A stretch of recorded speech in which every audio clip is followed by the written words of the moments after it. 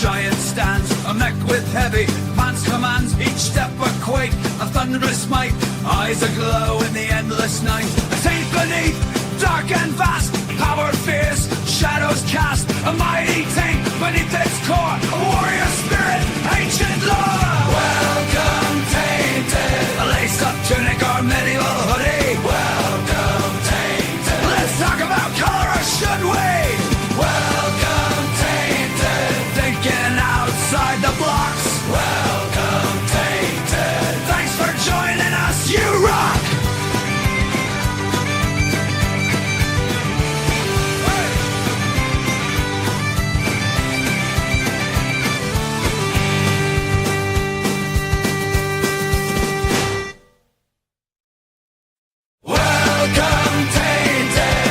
And have your fun all rocks. Welcome Tainted, enjoy the chronicles of that song.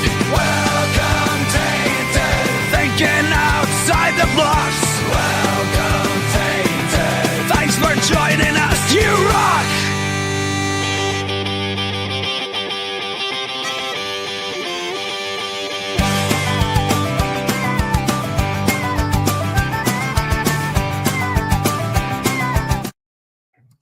Good evening, and thank you for joining us for Think Outside the Blocks, your weekly official Brickworld live stream, where we talk to you about thinking outside of the perceived rigidity of the Lego medium, and also thinking outside of your creative mental blocks. I, of course, am one of your hosts, Mark Larson, Chief Brick Officer of Brickworld, and this guy on my left, everybody's favorite host, Mr. Ben Hauger, Z Cerberus. How you doing tonight, sir? I had to hit the Think Outside the Blocks logo for you today, Mark. Did you? Because I had it up. I didn't see it. Maybe I'm just I saw half asleep here, and here's why. Yeah.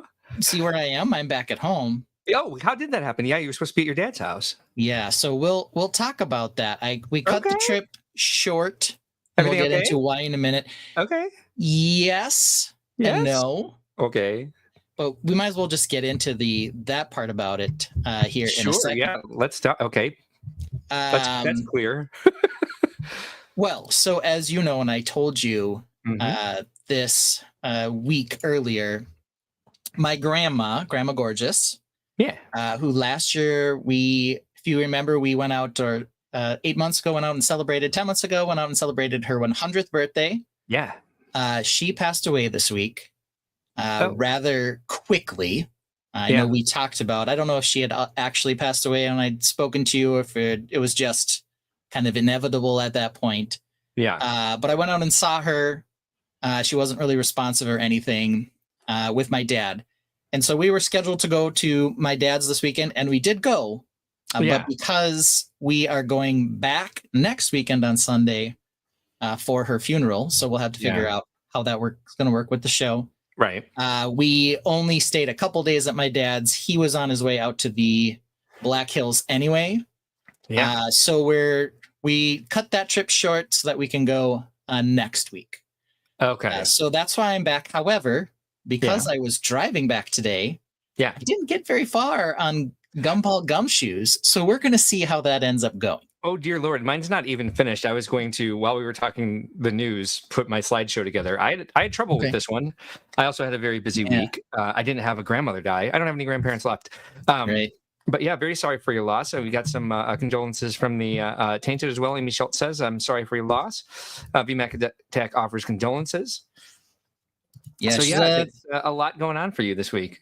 Well, yeah, I mean, and you know, when you're 100, there was no known underlying conditions, but when you get to be that age, you know, you start slipping, and then sometimes it's just a rapid decline after an event, you know, bout of pneumonia or whatever.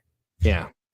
So, you know, not unexpected when you're 100, but still sad nonetheless. Of course. Mothers and grandmothers are always special, right? Yeah. Yeah. 100 or not, she's been there. Yeah. And she, you know, and I have a lot of interesting memories about her. Some things, you know, you don't even know about your grandparents until they pass away, and then people tell you things. Yeah. Which is always, you know, bittersweet, I guess. It's like, oh, I didn't even know that. That's really cool. But, you know, now you can't share in that experience anymore. Right. All right. Well, let's see who's here. Then we'll get to the rest of the show. Right? On that note, yeah. Brick by Brick Together's here. We've got VMAC here as well. I don't know what this one is. But okay. I don't know either. No, but that's VMAC. Sometimes he talks a little code to us. Brickdad Builds is in Washington, DC. Wishing everyone a thankful and mindful Memorial Day, which is tomorrow, of course. Same to you, Brickdad. Amy Schultz is here. Rob Claxton is here. Philip Camus is here. Let's see here. Ooh, Amy put Tainted on one of her brick badges. How about that for Chicago? That's awesome. Yashua can't wait for Brick World. The Brick Larrikin is here. Gambit for Hire as well.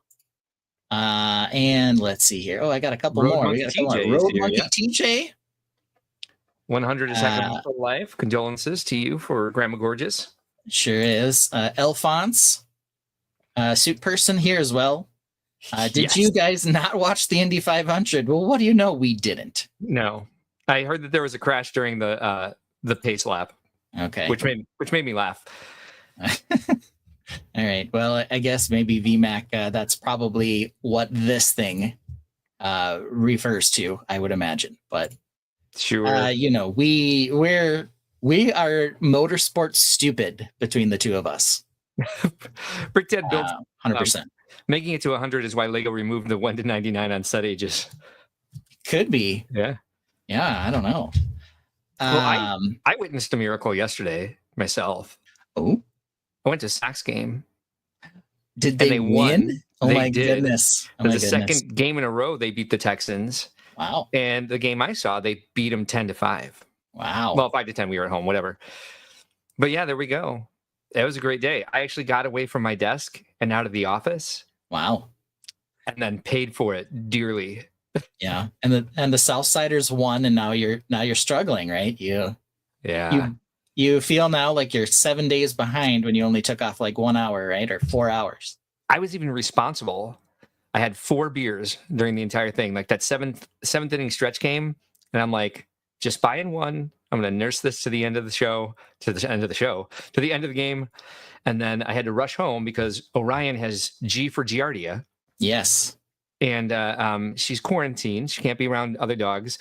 I don't tell the people at the dog park that. I told Cheeto, basically.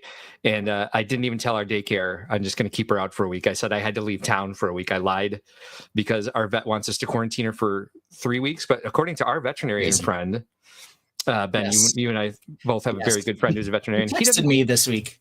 He did. I miss him so much. I know he's been through a lot, and I hope he comes back into the fold soon. Not very happy about. We'll see him. Will we not? I hope in so. Chicago. I'm not sure. To me, like we will, based on what he sent me, but maybe not. Good. Oh, I hope so. Okay. But yeah, so he doesn't quarantine his Giardia patients at all. And like most of the other people I talk to, like they're quarantined during the treatment. So that's basically what we're doing. We're going to quarantine her for a week. The vet wants us to quarantine her for an additional 2 weeks after that, and then take her in for another stool sample. And then if she's clear, then she could be around other dogs. I'm like, bitch is 3. Okay. She has a ton of energy. She needs to get out and run around. She's a hound. She needs stimulation. Yeah. That was a technical term, by the way, not an insult to your dog. Yeah, exactly. Yeah. Yeah. She knows that. Yeah. She's all good. She's at the park right now with Matt, actually. Okay. Brickdad Build says you are lucky charming. That's what you are to the Sox. Yeah, I sure did. Actually, the last 3 games I've been to, they won. Wow. Which is one pretty close to all of the games they've won this season, right? Yeah, but this is over the last 3 years. Okay. Alphonse also says he's in Indy and he watched nothing. Okay. Apparently, McLaughlin pulled a Guerrero. Yeah, that's great. Obviously. Yeah. Brickbuilt Labs is here. Hey, thanks for joining us today. We appreciate that a lot. Let's go through the rest of the run of show then. The other thing, we hopped right to Grandma Gorgeous. Sure did. Because of my travel situation. But we wanted to say before that, one of the other things I did when I was up visiting my dad is his wife mentored a person who is graduating from high school at the age of 20. Yeah. Because, conditions have happened to this person and they weren't able to finish high school, as it were. until then, but we have plenty of people who were responding in our chat the last couple of weeks saying they've recently achieved an academic milestone and are graduating from something. Nice. So it's that season right now. So if anybody is celebrating, for some people, right, it's just expected that you graduate from something. From other people, it's a giant struggle, regardless of your circumstances. It's an accomplishment and should be celebrated. So grads and gowns, we give hats off to all of you who have worked hard to achieve that. We had already talked about Grandma Gorgeous. Then we can talk some Chicago. Gripping builds with an S in the back here, because I didn't know that I'd have anything to present, and I do. You do? Nice. So do I. Yes. Then we'll talk some Griffin Knights. That sounds like news. Gumball Gumshoes. We'll see what the heck happens there. Not much. Greatly debated. And then we're glad you'll be back next week. I'm not sure exactly where I'll be, but we'll figure that out later. I was going to say, did you do any close calls? Because I did not. I did. Thank you. Nice. I think that's a good amount. Yeah. I think we'll get to those. Hey, and I just finished one more slide for Gumball Gumshoes here. So. Oh, good. Yeah. Let's see here. VMAX suggests that cars go vroom. I guess that's true. Is anyone ready for Brickworld? Asks Rob. No, nobody's ready for Brickworld. Absolutely not. No. Especially not those of us who are running the damn show. Yeah. Brick Dead Builds gives some congratulations to anyone graduating as well. I know Alex Neer, who was here last week, had said he was graduating. So we got lots of people out there doing it. Pocketmaster says, Mark, repping the jersey. Yes, you've got an ACOG a wave shirt. You want to show that bad boy off? Yeah. Now, when we show up our builds, I'll show off the shorts too. Ooh. I will say I'll talk to Stud Lake about this, but I did watch these today for the first time, and the drawstring came out. Oh. Yeah. Oh. Other than that, cool clothes for sure. This I got the Wave basketball jersey, and you'll see that more full body when I'm on my other camera. Nice. Another G for this week is Gums and Teeth. I have yes, Invisalign in. Invisalign. My first time talking a lot with them in, and so I think in a couple hours I'll take them out because I can't drink anything unless I drink it through a straw. And I've been drinking a lot of water, but I realized that makes me use the bathroom even more frequently. Yeah. So I've got the Pop and Paige Pritchard's glass straw that she made for me, and my the glass cup that she made for me. So this is day 4 with Invisalign, and I'm still getting used to it. Yeah. So you're gonna get the ballpark. Yeah, you're gonna feel probably a little extra saliva, and maybe sound a touch lispy almost.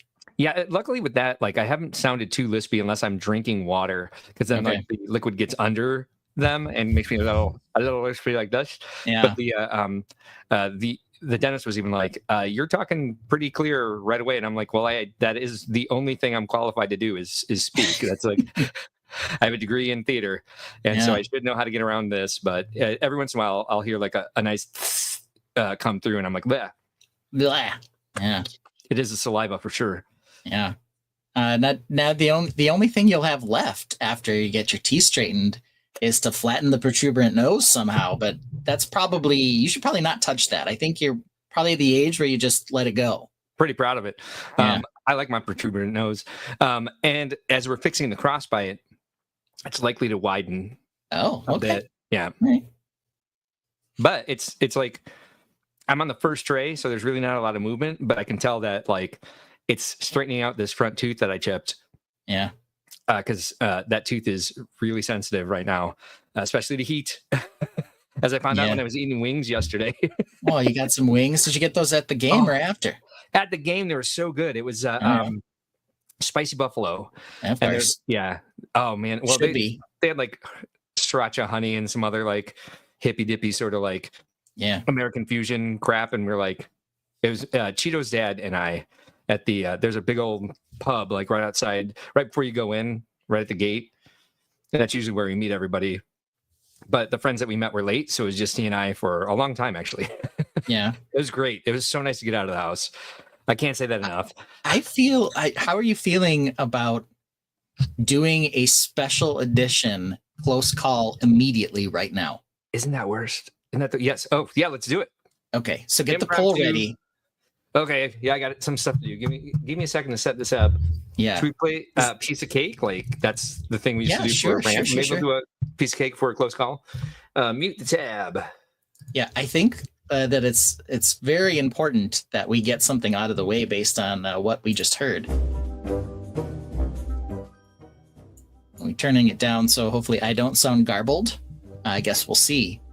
But, of course, we've got to know close call. And some people are probably going to say blasphemous. Ranch or blue cheese for those wings, guys. Let me tell you, they give you an option. Some people are very hardcore on one side or the other. I think both probably acceptable, but I do have a preference. So, emergency close call on the wings. What do we need on those bad boys? Well, Marty's kind of a health nut, so he didn't ask for any dressing. Yeah. I asked for ranch. I was going to ask for both, but I was just kind of like, my breast's going to be bad enough. And I was thinking about the tray, so I was like, I'll just do the ranch. Yeah. But you know what happened? I didn't use any of it because the sauce was so good. Because the sauce was quality, yeah. It was so good. Like, it was like, my taste buds were tingling. And I was like, I don't want to ruin this with ranch. Like, if it was any hotter, I probably would have used some just to cool it down. But I'd rather take a break, sip some beer, than ruin it with ranch. So it's I usually order both, but I rarely use either one. But they got to be pretty bland wings for me to be like, yeah, let's shove some dressing on top of this. Right. Yeah. But what's your preference then? Sounds like you lean one way or the other. Yeah, I do. I think part of it is that, to me, most of the point of that stuff, VMAX says celery sauced wings don't need sauce. For me, I don't always use it. Sometimes I use leftover sauce, like if I get at Buffalo Wild Wings, which the wings have been getting smaller and smaller all the time, boo. Yeah. But some of the leftover, like Asian zing sauce, I use to I mop up some potato wedges in that stuff. Oh, that's my favorite. Yeah, when we used to go to BW3 all the time, we used to buy the extra bottles of sauce and like use them on everything. We got some great comments here. This is accurate. $50 wings with a $12 beer. Oh, did I set a timer? Of course I did not. I don't have my phone in the room, so whatever. We'll just listen to the song a couple times. Yeah. Amy Schultz says my nose looks perfect. Thank you. I appreciate that. Celery. I totally agree. I don't know what it is. There's something that's so good about eating celery with spicy wings. Nick and Brick says I recently had Buffalo Wild Wings dressed in Asian zing sauce, but chef's kiss with ranch. Ranch and Asian zing. All right. Cannot stomach ranch at all. Says alternate candidate. Okay. Omega says no dressing or ranch. Blue cheese makes me gag. All right. Yeah, well, a lot of people have a tendency to avoid blue cheese for that exact reason. It makes them gag. That's yeah. The smell sometimes can be a little off-putting for some people, but I'll tell you right now, cutting the heat with some blue cheese, I do enjoy it. I think it's good. I'm more of a dabber, not like a dunker. When it comes to the blue cheese, though. Yeah, I'll pour a little on there. I don't want to get it all in the sauce. I don't like mixing the sauces in the in the container that one sauce is supposed to be in. It's a little OCD thing that I have. Why did my back itch so bad? Yeah, I don't know. I've got one of those bad boys upstairs too. The back scratcher is awesome. I've got one that's shaped like a bear claw, but I bring that one to shows with me, so it's in my backpack, my computer bag. Road Mike TJ says, I question your decisions if you select blue cheese. Omega says, I like question the spice. Away. Same with me. He likes the spice, doesn't need to cut it any. Nick and Brick says in the last 48 hours, I've eaten 60 boneless chicken wings. It is Memorial Day weekend. I guess it's a thing. The blue is literally mold. Should technically make everyone gag.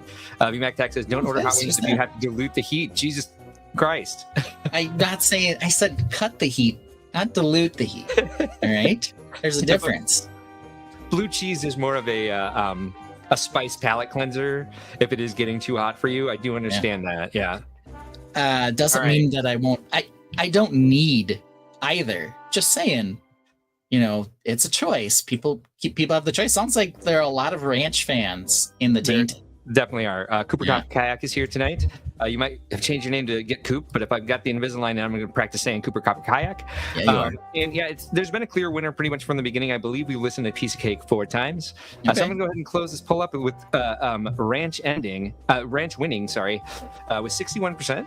Okay. And let's see what those stats were. There we go. Wait, nope, it's not telling me. There we go. 61% ranch, 38% blue cheese with 18 votes. Okay, that's pretty good. Not bad. I thought so. Yeah. Good. All right. Blazing wings straight up. Look at this guy trying to flex on us. This is a good question, Nick and Brick. Is a boneless chicken wing still a wing, or is it a nugget? It's 100% a nugget. Sorry. But yeah, I when I get the chicken wings, they've got to be real. Sorry, just how it is. Agreed there. Yeah. So if you like our crazy emergency close call, you can of course like and subscribe to the show. Certainly can. And our next topic, we are going to Chicago. We are less than 3 weeks away now? How close are we, Mark? It's getting crazy. Close. It just made my stomach drop like I was on a roller coaster. Yeah. It's kind of insane exactly how close we are. I will tell you in just a moment. We are 16 days, 16 hours, 38 minutes, and 20 seconds away. 19, 18, 17, 16. Yeah, just over 2 weeks, everybody, for what some people describe as Lego Nerd Summer Camp. Yeah. Other people just go to check out the creations, maybe buy some vintage Lego, but there's lots of stuff to do, of course. Brickworld's not just a show, it's an entire convention. There are activities, there are boat races, sumo wrestling, all out of Lego. There are building events. There are people who set up their own parts drafts. We also have Ben is businessing. Look at this today. We also have the garage sale. We've got various entertainment events as well, including the premiere of Ninjago's latest. I believe it's called Monstrosity. Mm-hmm. More of an anime version for older audiences as well, premiering at Brickworld Chicago. And they'll be doing at the premiere. They'll also have a designer presentation, and they'll be doing some giveaways at the premiere of Monstrosity. And we also have not a designer, but one of the marketing people from Lego House doing a presentation on the Lego House. And the Bricklink Designer Program will be there all week doing different sorts of activities and interviewing people and doing their normal presentations and how the program works. Yep. They're also revealing Series 8 at Brickworld Chicago, so that should be exciting too. Lots of Lego involvement this year. We haven't had quite this much in a very long time, and I'm excited. There's going to be a lot of representatives from Lego there. The writer of Ninjago is going to be there as well. Okay. The George Lucas of Ninjago, if you will. Oh, well, we'll take that. Be involved this year. Yeah, he'll be doing a panel with Duck Bricks and some other Ninjago fans. Yes, panels as well. Panels and build workshops, also part of Brickworld Chicago. Yes. So I don't know if anybody hasn't already decided to come to Brickworld Chicago, what are you waiting for? Yeah. And if you can't make it this year, hey, next year, we've already got a couple people who are committing to be first-time attendees next year. Nice. Copper Valor might be there next year. I talked to her during her stream. Her nephew's really big into Lego, and he lives like 5 minutes from the venue. So she's going to come out here next year and take him to the show. She's actually coming to Brickworld Chicago. I couldn't be more excited. We get to meet Copper Valor in person. Yeah. That's so cool. So for those of you who don't know, Copper Valor is one of our friends from the Animal Crossing stream that we do.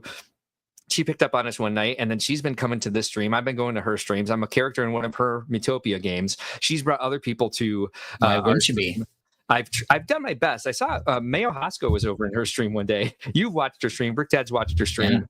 Yeah. She goes live like 3 times a week. So if you are into Nintendo, please check out Copper Valor on YouTube. She is live at least 3 times a week when she's going strong. Yeah. Look at this confection builder here. Road Monkey TJ saying, I bought the Asian Zing sauce, mixed it with ranch and honey at home for nuggets for the kids. Ooh. Wow. That does sound like quite the thing. Yeah, let's see. And VMAC Jack was on this for a while. Anytime you have the choice of meat with a bone or without, always get it with. Agreed. Oh, yeah. Philip Camus says, I'm going to need a 2-week extension on my Brickworld project. Yeah, that was okay. Hashtag 2 more weeks. Yes, hashtag 2 more weeks. I believe this is in a banner that we rarely use, but we do have one. Here it is. I could do that. Yes, I would also like 2 more weeks. VMAC Jack says, both my sessions are full and my mock is not done. Amy Schultz says, all signed up and ready to go. Road Monkey TJ says, train derby. Nice. Looking forward to that too. Brick Built Labs. Yes, the drink Brick Built derby. My Chicago. son loves Excellent. it. Welcome. We're so excited you're going to be there. Jazzy Bike and Bricks is here. Speaking of somebody who's a Lego and Animal Crossing fan. Says, hi, everyone. Yes, I plan on attending Brickworld next year for the first time for the whole thing. I wish I could be there this year, though, of course. Yeah, we wish you could too. Pockets Master says, Brickworld hype, let's go. The other thing that we did, we opened session sign up yesterday. So if you were not aware, check your email for an email from us that will give you the instructions of how to sign up for the workshops and how to sign up for the sessions like the garage sale. I believe most things are sold out at this point. There are detailed instructions in your inbox, and basically what you're going to do is you're going to go to the convention registration button on Brickworld. It'll take you to the convention registration page. You'll need to log in with your email and your confirmation number, which is you can find in your confirmation email. And then once you are in the registration site, you click on already registered and then modify my registration, and then you'll be able to add sessions to your registration from there. VMAC, this is not true. Jazzy is banned for not coming to Brickworld. That is not correct. It was purely a mistake because somebody is a total effing jerk. It had nothing to do with Jazzy. Get Coop says M to M, and that means something very different in my world. So I don't know what he's referring to. Any idea? Well, I know what it is in your world. Right. Just based on that idea there, but no, I don't, but that's all right. Hi, Brickhead Bread. Thanks for being here tonight. Amy Schultz also says there are plenty of other events that are not in the paid for workshops. No one worry. Yeah, there's plenty to do if you don't get into the paid for workshops. Or if you miss he's out a Monday to Monday runner. He's going to be there for a whole week. That's right. When Sean first told me, he's like, yeah, M to M, baby. I was like, I don't think you are, actually. I don't think you want to do that. Yeah. No. Maybe you're into it. Maybe you're not. It's your own business. Yeah, that's a surprise to me. Yeah. Yeah. All right, so we are now ready to talk some builds. Usually I go first. Would you like to do that today? Why wouldn't I? Let's do it. I don't have your song ready. Sorry. Well, I'm still working on. No, I know. I'm still working on my Gumball Gumshoe thing. All right, here we go. Who's this kicking it with a new mob? New mob. New mob. New mob. Yeah. Will we get a chunky match? Will we get computer tech? And orange spaceship so sleek? Does he hate castle this week?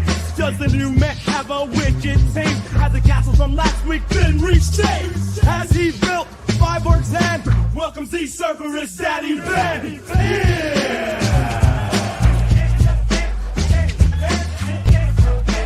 Don't divide me!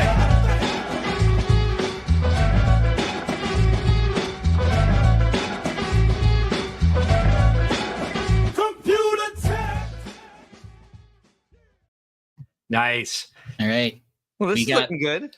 Yeah, so a few more modules added, though I have another build to talk about that I started. That's awesome. I like the well a lot. Yeah, so we added this. This well is kind of a bigger version than a smaller version on the other set of MOCs. So we had a bigger one there. I also have a rather large tree in the back here. To add to the whole display, it looks like it's got a horseman creeping around back there. You know, the more I see it with other foliage around it, the better that pink tree looks. Hey, look, it is Copper Valor. Copper Valor, we were just talking about you. We're very excited. We're going to see you in 2026. Genuinely so. We hyped your stream. There's how you spell it in case you want to check out Copper Valor's Nintendo streams. Follow her on YouTube. She is very, very close to 1,000 subscribers. So if you're into Nintendo cozy games, just go there and subscribe. What do you have to lose? Brick Jedi says, looks rad. Just a couple here. Brick Stud says, excited for the garage sale for some good deals and foosball. Amy Schultz says, we don't know what Sean gets into at Brick World. Amy Schultz also says, you missed Mark's praise. Yep. Gamma for Hire says, really looking good. VMAGATech says, looks more shed, needs taller posts or shorter roof. Turn it just a little bit. Yeah. Just more, because I think that once you see with the top of that roof, I disagree with that, because I thought the same thing last week until I saw where the top of that second roof was, and I think you've got it at the perfect spot, unless VMAC Attack meant something different. Yeah, you could have been talking about the well too. It's definitely not a shed. It's a little well. That is cute. Maybe. Yeah, maybe you did do that. I don't know. Who knows? I always hear stuff from VMAC.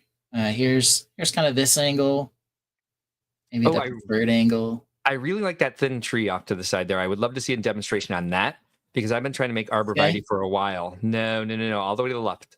This guy? All the way to the left. These guys? This guy? Stop there. Yes, that. All right. Yeah. I wouldn't want it to flare out at the bottom. I'd want it to flare in so it looks like arborvitae. Okay. But I would like to take a look at that because it can wait till after Brickworld because the orchard is not coming, or the vineyard is not coming. The orchard is, the vineyard is not. Right. I mean, even if I wanted to, there's no room for it at this point. And that is a gorgeous tree. Have we seen that one before? I mean, I do them quite a bit. They're sort of, sometimes they look more piney tree than anything else, but they are around. They're cute. That one maybe is taller, so it ends up looking less pine tree like and more like an arborvitae. It doesn't because it flares out at the bottom, right? Which is kind of the difference. I was just kind of like repurposing it in my head. Yeah. There need to be some other changes to it too, but anyway, if I saw the technique, I think I'd be able to do with it what I'd like to do. Ben Bishop is here tonight. He says, how do you do the bases of your castle builds? So these are hexagons. He has an entire language of them. There's several. There's the smexagon, the hexagon, the flexagon, chonkagon. There's three sizes. And then, of course, the flexagon, the triangle of justice. Here's the triangle. VMAC Attack did mean the well. Copper Valor loves the cherry blossom trees. VMAC Tech also says it's a good well, but it disappeared into the landscape. Yeah, a little bit. That might be a little true. Yeah. And I can make the posts taller. That's not hard. Yeah, I would do that for sure. And I might do that. I also thought about making the well itself taller, but then it ends up being kind of too tall for someone to actually utilize. And why do I care about that? I don't know. Yeah, so for anybody else who hasn't seen it yet, do you have a hexagon sitting around to show kind of your process? I've actually used all of them. However, we can show this one. Okay, perfect. So this one's just got a cow on it. Probably switch it up to put like a deer or something that the forest men can hunt on it. But I just threw that on there. So from the underside, you can see it looks a bit sloppy. And I think there might be some better ways to do this. But essentially, the whole idea here is that the cheese slopes, they're two tall cheese slopes, are 2.5 plates or 1.5. It's 1.5 plates. 1.5 plates different each time we go up one row so that they have this nice smooth edge instead of kind of the goofy stepped edge when they're 2 plates apart. So that's why all this nonsense is required, is essentially requiring that there be a bracket, then a stud brick, then a bracket, then a stud brick, or instead of a bracket, a headlight brick, anything to offset each row by half a stud so that you can get this nice smooth edge on this thing. Yeah, Ben worked on this for a long time. He really has put a lot of thought into this and perfected it. And I think it shows in the versatility that he displays with it every week and how he's able to build the landscape around it, bring creations together, change the landscape so it's winter instead of fall, or fall instead of spring, whatever. Yeah, move a tree from one side to the other, take the well out, put something else there, take the well out and work on it without having to move the entire build. Let's see. So lots of stuff. VMAC Tech says he made his well bigger than it should be. Minifigure has to jump to use it, but it looks good, so I don't care. You can build some steps up to it. Yeah, it's true. There are lots of different ways to handle it, and the well's kind of cute. Like from the side, it looks nice. And I could always angle it, like, oh look, here's how the well should look. I still think it should be taller. Have it set that way. Probably should be. Either way, yeah. But that kind of gives you an idea of what the well looks like in there. It's a little under the cherry blossom tree there. I like it. I do like it though. But I think you are right that the if we could see the mechanism on the side, I think that's a more compelling view of it. Yeah, and of course at the show, you can just walk around the thing, so you can do what we do here. Nice. So you worked on a new one this week? I did work on something. Should we see it? It is up to you, sir. Yeah, let's see this thing. All right. Okay, incoming. Here it is. Should we play your song again? No. Oh, well, hello. Oh, so you're building a new dragon? Dear Lord, man. I've only built one dragon in my life, and it was terrible. Okay. So here is a second attempt. This looks pretty fantastic so far. What I'm trying to decide now, a couple things. First of all, see his eye? Yes, it does look like he has two sets of eyes for some reason. Yeah. Oh, We've also got this one. Yeah, the other whisker thing you have coming out of there looks. Yeah. Yeah. Do you like that eye better? Let's turn it back around, please. Turn it around again. This one makes him look a little derpy, actually. I think the yellow one is kind of where it's at. Yeah. I like the design of the other eye better, but since there's so much, it makes the eye look so much smaller. It looks like he's not as smart as the left eye, I guess I should say. Yeah. They're both. I guess this one's more reptilian. This one's more caddish, I guess, and he does kind of look like he's kind of winking his eye slightly. So catching up on comments here, Ben Bishop is asking, Ben, if you have instructions for those. I know that you intend to. You don't have them yet, and you haven't been able to do a demonstration yet. Yeah, we did one demonstration, I think, once on the live stream, but that was a while ago. Yeah. Might want to do something more official at some point. VMAX says 100% just face it that way. I believe he means the well. Yep. Copper Valor says, are these Ben creations or kits? None of them are sets, which would be the correct word, just to be a stickler about it. Yes. None of anything we're going to show on this, unless we say we're doing a set review. First hour of the show is always showing up our original creations. And get used to that if you're going to come to Brick World Chicago, because there's 100,000 square feet of original creations. If you ask anybody if they're sets, they're going to be like, no. Yeah. It cannot be bought in stores. Amy Schultz says your second attempt is wonderful. I agree. This is pretty fantastic so far. I don't love. There are a couple things on here I don't love. Is it going to be coming out of a swamp, or is that just where you have it sitting now so that you can stand it up? I built this at my dad's house with some parts that I had available. Already did a little bit of recoloring and reconfiguring on this one, but because of that, this is the color I had available. So yeah, this is a very temporary base. But the question is, outside of the eyes, should I just call it good here and I have a dragon head to bring to Brick World, or does this need a full dragon, which might delay me building anything else, quite honestly, but would have a big old dragon. What do you want to do the most? I don't know. That's where I'm struggling. It's like I could do other things. That is the struggle. You've only got a certain amount of time. Yeah, 2 weeks apparently. Yeah. And if you aren't happy with what you come up with in those 2 weeks, then you use those 2 weeks to build something you're not happy with instead of building something that you might have been more successful at. Perhaps this is a project for next year. Yeah, could be. I don't know. Give it a tiny body, says Brickhead Brad. Yeah, we got a couple other comments here. VMagneTech says, just the tip of the dragon, such a tease. Of course he does. Brickhead Brad says, have it coming out of the well. Yeah, there you go. And let's see. Copper Valley says, very nice. Amy Schultz says, just the head is acceptable. Next year, add more. Yeah, you could just have it sitting off to the side and like, look. You could talk about it with people. Be like, hey, this is a project I'm bringing next year. Just give it a tiny body. Yeah. Yeah, like it's in the middle of some sort of gigantism spell that a wizard cast on it. Brick Dead Build says, give him a hologon to be climbing out of. A hologon. I like that. Hologon. A fun hologon. Yeah, but they're Lumi bricks now. Brick Dead Builds always reminds us of that. VMAC Tech says, you need an antagonist. Be it a dragon, be it a man. Ben Bishop says the Octagon house James is building has 7 movable octagons within it, or with it. Sorry, Jazzy Viking Brick says you could upscale it from there and make it a functional dragon puppet. Interesting. I feel like I need to change the pattern up on the underside here. Should I banner for that comment? Actually, maybe. Why do we need a puppet? First, when I was building this, I had fear that it was going to end up looking like a T-Rex head, but it ended up looking pretty dragony overall. All right. Jazzy Bag Brick says, or not. Yeah, there's that. The or not part. So, It does not look T-Rexy. No. Yeah, I think it's one of those things where the more you add to it, the less T-Rexy it looks.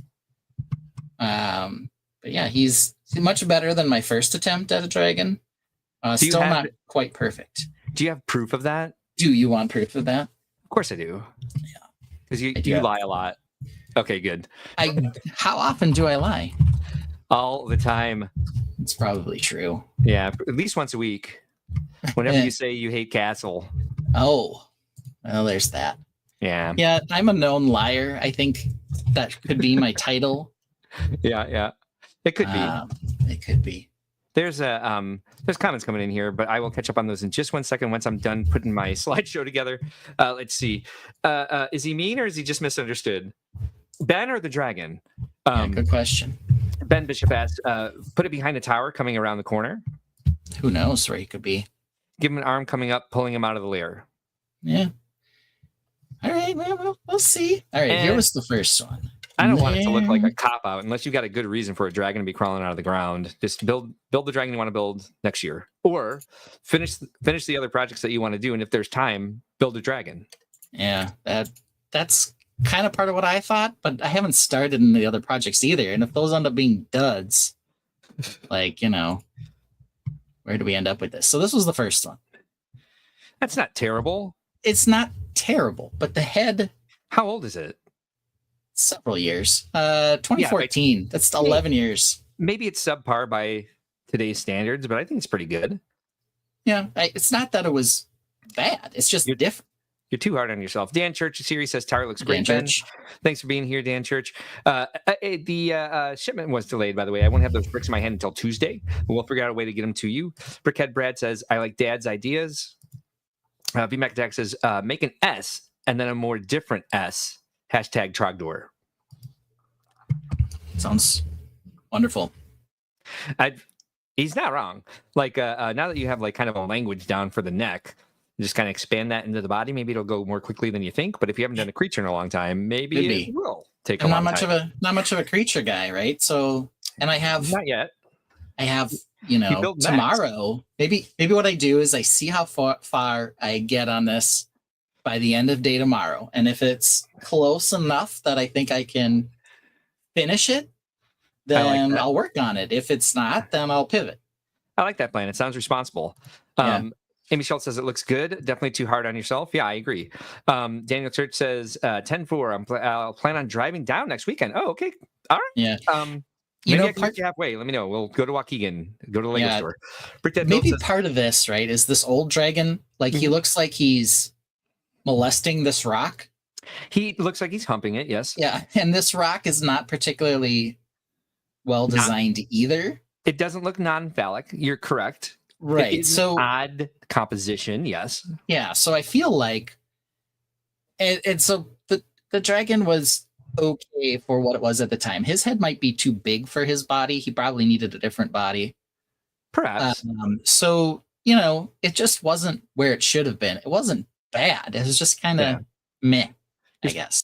I hate to use this term, but you're still being too hard on yourself. Okay. Brickdead builds Ben's dragon head is better than the tiny green one on the new dragon set coming out. That's true. Yeah, he does have the 3-in-1 dragon guy. His head is a little small. I wonder if Brickdead builds.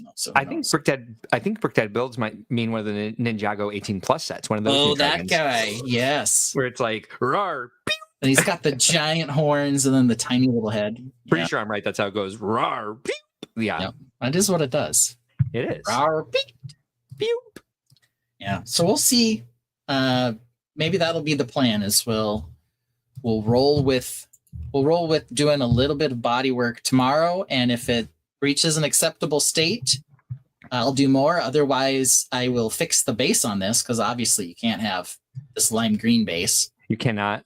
And maybe work on the scale pattern or changing up these to some degree. I don't know how I'll do that yet. And just say, hey, we'll see where this goes next year, but here's a dragon head. Brickhead Brad says, that's what I thought before you guys even said it. Oh, I think he means the positioning of your other dragon. Oh, yeah. VMAX says, I believe this is the dragon's dialogue. You know what I like about high school girls? I keep getting older. say this. Why did I read that out loud? I should have read it first. Knowing Ben, a day's build will be 2 full dragons. I know. I was thinking the same thing. I'm like, that's gonna be a fun day for you tomorrow. Yeah. The dragon, the other dragon, the green one, green one. I do like the shape of the head. I do like the concept of the body. I think you are correct that there's something off with scaling. It's not a terrible rock formation. It is an awkward composition altogether, but I mean, could have been better. Also, I guess to me, this is the whole thing with dragons, and I've seen a number of Lego dragons. A lot of them are done successfully. Mm-hmm. Some are not, and I think what differentiates the ones that I'm drawn to and the ones I don't like are how dynamic the pose is. Yeah. If you nail the pose, then I think it enhances its, design like 100-fold. And I would agree with you here that you did not nail the pose. Yeah, I think that's a lot of the issue with this. Is I was trying to do something like give it some dramatic pose. He's clutching onto this rock for some reason, but it just looks goofy. Part of it too is I was using mixel joints all over the place on this. Made him very posable, but he would just flop around. It was just not where it should have been. I'm worried about that with the exclusive event set, just because I've never built it. I just made it in studio and then ordered it, and so it's never been put together. I think that thing is going to be like vroom. I guess we'll find out when I build it. Brickhead Brad says, if you fall out of a raft, make sure you keep your legs together so you don't romance the rock. Oh, Lord. I need to read these. I need to screen these comments before I bring them up. Wow. That's how things go some days. Like we had the balls week, we had the ding dong week, and now we have whatever is happening now. The dragon humping the stone. The dragon romancing the stone. Yep. Romancing. Thank you. Yep. I got you covered. Oh Lord. So I missed the last thing you were saying about this before we moved back to the dragon, because I was doing my slideshow. Do you remember what it was that you were saying? Because I heard part of it, and I was going to comment. Mostly it was the pose aspect of getting these done. Like if they're just kind of sitting on the table, then you could still make a great dragon, but I think it takes it from a decent build to a great mock. That's kind of the difference between the two, I think. Gotcha. Yeah, that'll and that's why you chunkified your mechs. Right, and that's kind of what I'm doing here. I'm trying to chunkify a dragon. All right, so VMAC Attack's advice is, Ben, you either have to go hyper realistic or cartoonish with dragons. There is no middle. Yeah, and this one's sort of, I don't know, just more realistic than cartoonish, I guess. There is no try. Brickhead Brad says, can you get some to come out of his nose? Some smoke to come out of his nose. That would be different.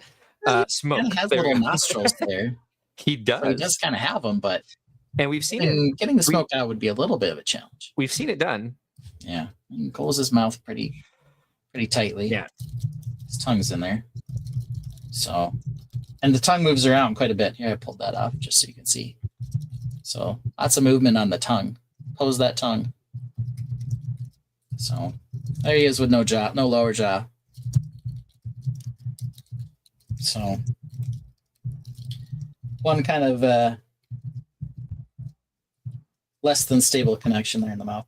You can tell that I was working on this away from my normal brick, because I got these odd colors like inside here and like down in here. You'll figure it out. Those are easy enough to fix, but got some random dark green and some whatever this is, magenta. So did you bring places? Did you bring mixed brick with you, or do you just have? Yeah, I brought a couple sets. I brought a couple sets with me. That makes sense. And so, they were red and green. So those were the color palette I had to work with. And so, yeah, it was some dream sets and a Ninjago dragon. So, use a dragon to build a dragon. Not the worst idea in the world. Not a bad idea at all. And not a bad build so far. I think now that you're around your bricks, you'll probably make it even better. I think you will move quickly with it. Jazzy Viking Brick says, Puff the vaping dragon. Yeah, I can help you make smoke come out of its nose. Brickhead Brad says, would you use a fog machine? What we've used before, what Tim Lighty uses for his smoke breathing dragon is a garden mister. You drop it in there and it just kind of like, what does it do, Ben? It like heats up the water. Yeah, and kind of this is steam comes out of like it. a supersonic vibration on the water, and when it does that, then it kind of puffs out, and they're really cool. Small. I have video of it, but it would take some effort to get it in here and plumb it up and whatever else. Oh, I meant to do this. That's another thing I forgot to do. But yeah, I can pull up a video of that later, and we can take a look at the dragon that Tim Lighty built. Let me see documents, and also we have an announcement about something exciting that's happening at Brickworld this year. So I will play that probably before the news. I will upload that now to make sure that we have it. I'm almost done with my slideshow too. Professional live stream over here. Contra Bricks Build Craze, thanks for being here tonight, says, hi Mark, hi Ben. I got like 98 of the Ninjago Dragon, and every few of them have similar or different ways in how they built them, and guess there only so much you can do for the dragon's head is experimenting. So for Ninjago, they've tended to over time. They're moving more to the molded heads, but they do still have, the upper crown is different on all of them, but they have done a few that have been solely brick built in the face too. So you can kind of do them a number of different ways. And yeah, they've done so many heads at this point. At what point are you going to be able to do something different that's stable enough? Yeah. Unless you're changing scale or whatever else. But they got a lot of heads. Fun fact, the dragon for the exclusive set that I designed this year for Brickworld, the head is almost exactly what comes in the exquisite dragon, or what's that? Auspicious dragon. Yeah. Brickhead Brad says, dragons building dragons, how perverse. I was using dragons to build a dragon. Yeah, it was a little interesting. Do feel like I need to do something on these scales on the underside here, but we'll figure something out. I'm sure you will. Yeah. I totally agree that you will. So there we have it. What I've built this week. See the side from here. The side looks fine. I don't know. I don't know if he's derpy or what he is. I still think it's just too small. Either way, yeah. It does look less derpy from further away, but it also, I don't know. I think the cat's eye is just fitting. It's striking against the yellow. It looks like a big eye. Yeah. Looks like he has a big old eye up in there. Mm-hmm. Sure does. All right. Well, we'll see what happens. So, Mark, do you have anything built we can take a look at? I do, but here's the deal. It's an hour. And as I've said, I've been drinking more water and my body's going a little crazier than it's been an hour. So I'm going to play this little announcement that I was alluding to. That if you want to play another song, you can talk about whatever you want. Okay. But so this is only 1 minute and 13 seconds, so I won't be done by the time the song is over. But then we could do me after the little break we take here. Gotcha. Right, bye. Bye. Oh boy!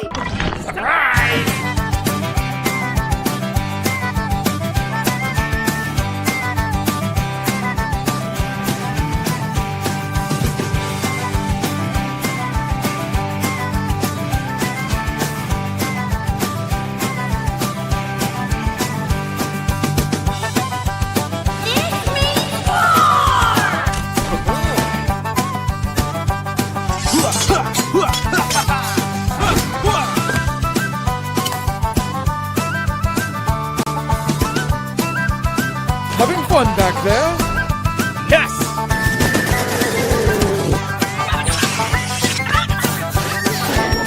Look out for the drone! We'll be fine.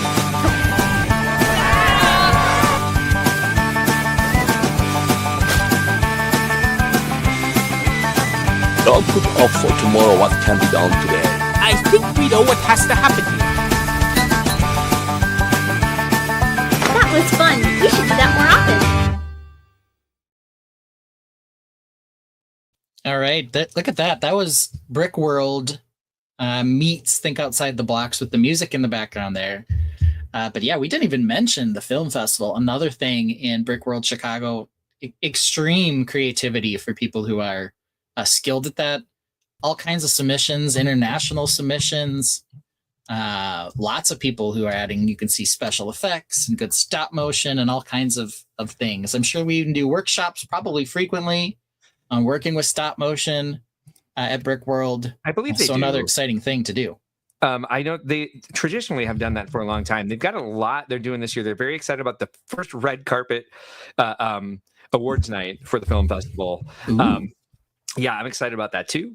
And so we're doing it on a different night than we normally do. We're doing it in a manner that we encourage a lot of people to go and see what's happening. And it should be a good time. It plays all weekend, so you can stop in the theater at any time to see what's going on in there. But they're excited to give it this special presentation this year. And Casey and Tyler put a lot of work and passion into the Brick Film Festival. So we're pretty excited that they're able to do more with it this year than they've done before. And everybody should come check it out. And if you're an animator yourself, I believe we're still before the deadline. Deadline is June 1st. Is that June 4th? 4th. Ooh. Yes. Lots of time. Yep. Yeah, like a whole week. Animation. Yeah. God, killing me. And yeah, the Casey McCoy is one of the former Brick World Masters. True. Really into the film festival. So just like everything else at Brick World, for those of you who don't know, it feels like we're getting a number of viewers here that haven't commented in the past. Sure, which is great. Right. So of course, anyone who hasn't been to Brick World, all the events are really inspired by and driven by the community. So if you find someone who's very passionate about these kind of things, they can make it part of their Brick World experience and part of your Brick World experience. And of course, if you are new, you can like and subscribe. We do this show every week. We always follow a similar format. We talk about ourselves a little bit, talk about our builds, talk about the Lego news, and then do something fun in the third hour. So we are to the part of the show where we're going to talk about what Mark's building. We sure are. And so let's get that going. You ready to be walked up, Mark? I was born ready, my friend. Let's do it. All right.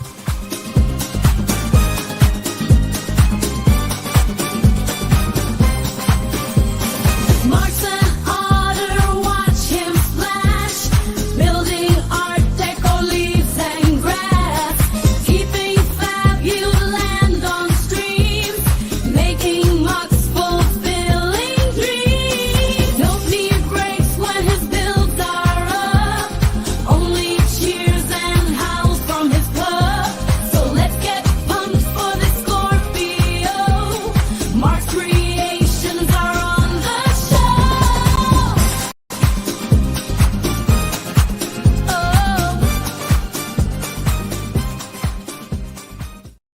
I All right. cannot with this.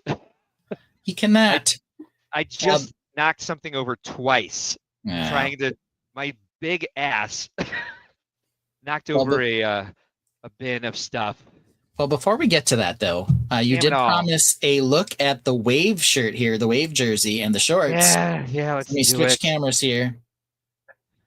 Here we are. All right. Let's see. Where So can I there be we seen go. from? There we go. There we Look at have it. that. We Yeah. got the There we go. ACOB Lightning The Bolt shorts. shorts Yeah, check it and out. the Wave basketball jersey. It says It's a Wave little- 25 on the back. It's a little long. I'm one of those medium people, so the medium shirt does go down to here, like a small dress. It Mhm. wouldn't cover everything if I wanted to wear like a little cute cocktail dress at any point. It would double as that for sure. If I do the French tuck, it fits pretty good. Yeah. All right. Yeah, this is. I don't know if there's any merch available still, but if you check out ACOB on YouTube, you'll find out real sure. You'll find out very quickly if you go to Matt Black Bricks, MATTEBLACKBRICKS.com. They got all sorts of merchandise there. Stud Lake does a lot of different merchandise for a lot of different streams. I've been trying to get a hold of him, and no luck. Yeah. Oh shoot. We're not big enough for him, I don't think. Let's see here. Here's some interesting bits. VMAX says, my film got rejected with crying faces. Oh, That's interesting. was it Don't know for? anything about that though. Was it for content? Content, yeah. Could have been. Brick Oh, I Dynasty, left first it in the time other room. seeing the new Wave jersey. Pocket Master's been waiting an hour to see it. Oh, nice. Um, That's the only reason he's still here. Brickhead Brad just writes, please don't. Maybe that's about you wearing that as a cocktail dress or something else. I have no idea. Oh yeah. Okay, I'd so wear here, leggings. oh yeah, why not? So here's Mark's super orchard with the pagoda house. I think that's what we're calling it now. I don't know what it's actually supposed to be called, but I'm gonna call it the super orchard with pagoda house. Pretty much. Yeah, I'd call it that. And I see a few bits here and pieces that are getting some work done, but not a real lot. But I see some stuff. It looks like we've got some pillars and whatnot over there where you're standing, added on the side of the house there, right there. So yeah, we did a little bit of a. We're doing a little bit more of a walk through Zen garden here. Okay. I'll put a little roof up here. These need to be heightened. I was basically spacing that out. We got some more landscaping built down here. Then while we were on the phone, actually, I ended up destroying this in a corner because there's really not enough yet to attach it to anything back here, and I didn't put the water in. I didn't, this is all sorts of busy work that didn't amount to anything hugely visual. I did move the tree from up here, so it was looking a little matchy to me. Yeah. So I went ahead and took the Japanese maple from up here. Okay. Mm-hmm. That's where it would be. Here, you get the idea. Yep. So I can't seem to figure out how to stud it on. I'm still annoyed that I knocked something over as I was. So the comedy of errors went like this. I dropped the microphone. Hi, sweetie. When the stream started, and then I went to pick up the microphone when to switch to my headset, and then my butt knocked over this bin, and then I picked it up pretty quickly, and a lot of it hadn't fallen out, but then it didn't balance on what I tried to put it on, and it fell over again, and then all the stuff that had stayed inside then fell out, and so there's a big old mess underneath my desk right now. So it was here, and I've moved it here. It's not a huge difference, but I like the composition a little better, so there's not two tall trees right next to each other. What do you think? Yeah, I understand why you're doing it. It looks fine there. It is down a little lower, obviously, so I think in person you'll probably be able to see it around the tea house, whereas right now it's kind of hidden on the stream to some extent, like you can't see the trunk or any of that other stuff, but it'll be different when it's in person. I kind of get why you're moving it if you feel it's too matchy. I know symmetry is not our favorite thing, and you can still put something up on top of the cliff face there. It just doesn't need to be a tree necessarily. I'm trying to become a better friend of symmetry because I think like the symmetrical placement of the house is good. I think there was a bunch of things I was trying to do that were asymmetrical in the architecture of the house itself that just made it look weird. Yeah. So I've kind of like changing a little bit of my philosophy on that. But I think the composition is already wonderfully asymmetric, and I don't think I have to change too much. But I do have the longer cable now, so we can see this from a different view and kind of get get an idea of what this will look like from a different perspective of it. I am gonna mess around with the camera a little bit here if I can see. Hold on. I can't really get behind the camera is the problem I'm having. Yeah, so while you're working on that, VMAC reports the reason he got rejected was for audio, though he claims it's probably fair use. He said if he had submitted it the way he wanted to, though, it definitely would have been dropped for content. Yeah. Oh, okay. Brickhead Brad suggests maybe the dragon head could be coming out of the lake. Ooh. There you go. Down here? Yeah. Yeah. Let's work together. Then it becomes a collaborative. Yeah, exactly. I think actually we'll talk about this while we talk about Griffin Nights tonight. But I think you and I should do a collaboration next year. Okay, all right. Contra Bricks Build Craze says they're in Melbourne, Australia. Been following USA, Canada, New Zealand, UK, and around the world YouTubers for 12 years or so. And watches all the live streams from Brick World Chicago. Yeah, this one. Oh, nice. This one's just we're not specific to just Chicago. But Mark, of course, as if I don't even know why we don't mention this all the time. Mark is the chief brick officer. He is the person who sets up the show in Chicago. Then, of course, the community helps run it. But the buck stops with Mark. Yeah, I don't like talking about myself so much. That's probably why we don't mention it too much. That's true. It used to be in my, I can't believe how much Lego there is on the floor right now. It used to be in my title on the chief screen. brick officer. Yeah. And I stopped doing that too. Right. So we talked about this the last couple weeks. This yes. Yep. my cherry tree. Trunk. Yep. Yeah. So let me see if I can zoom in more. No, I guess that's as far as we're gonna get to zoom in. Let's see if we do the same thing we did last week. Lurking. So There here we is go. the cherry tree trunk we've been working on. It is based very heavily on the Bonsai tree. thank you, the bonsai tree. And so we're switching to something like this. I've been working a lot on it. And the more I build, the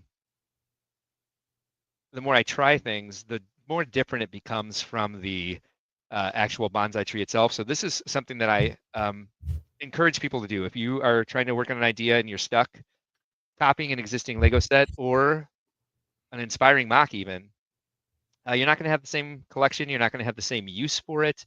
So you will come up with your own techniques and solutions, and it'll help build your brick language and the way you work with bricks by trying to copy something, modify an existing Lego technique. Let's put the wave in there. Make sure everybody sees the wave.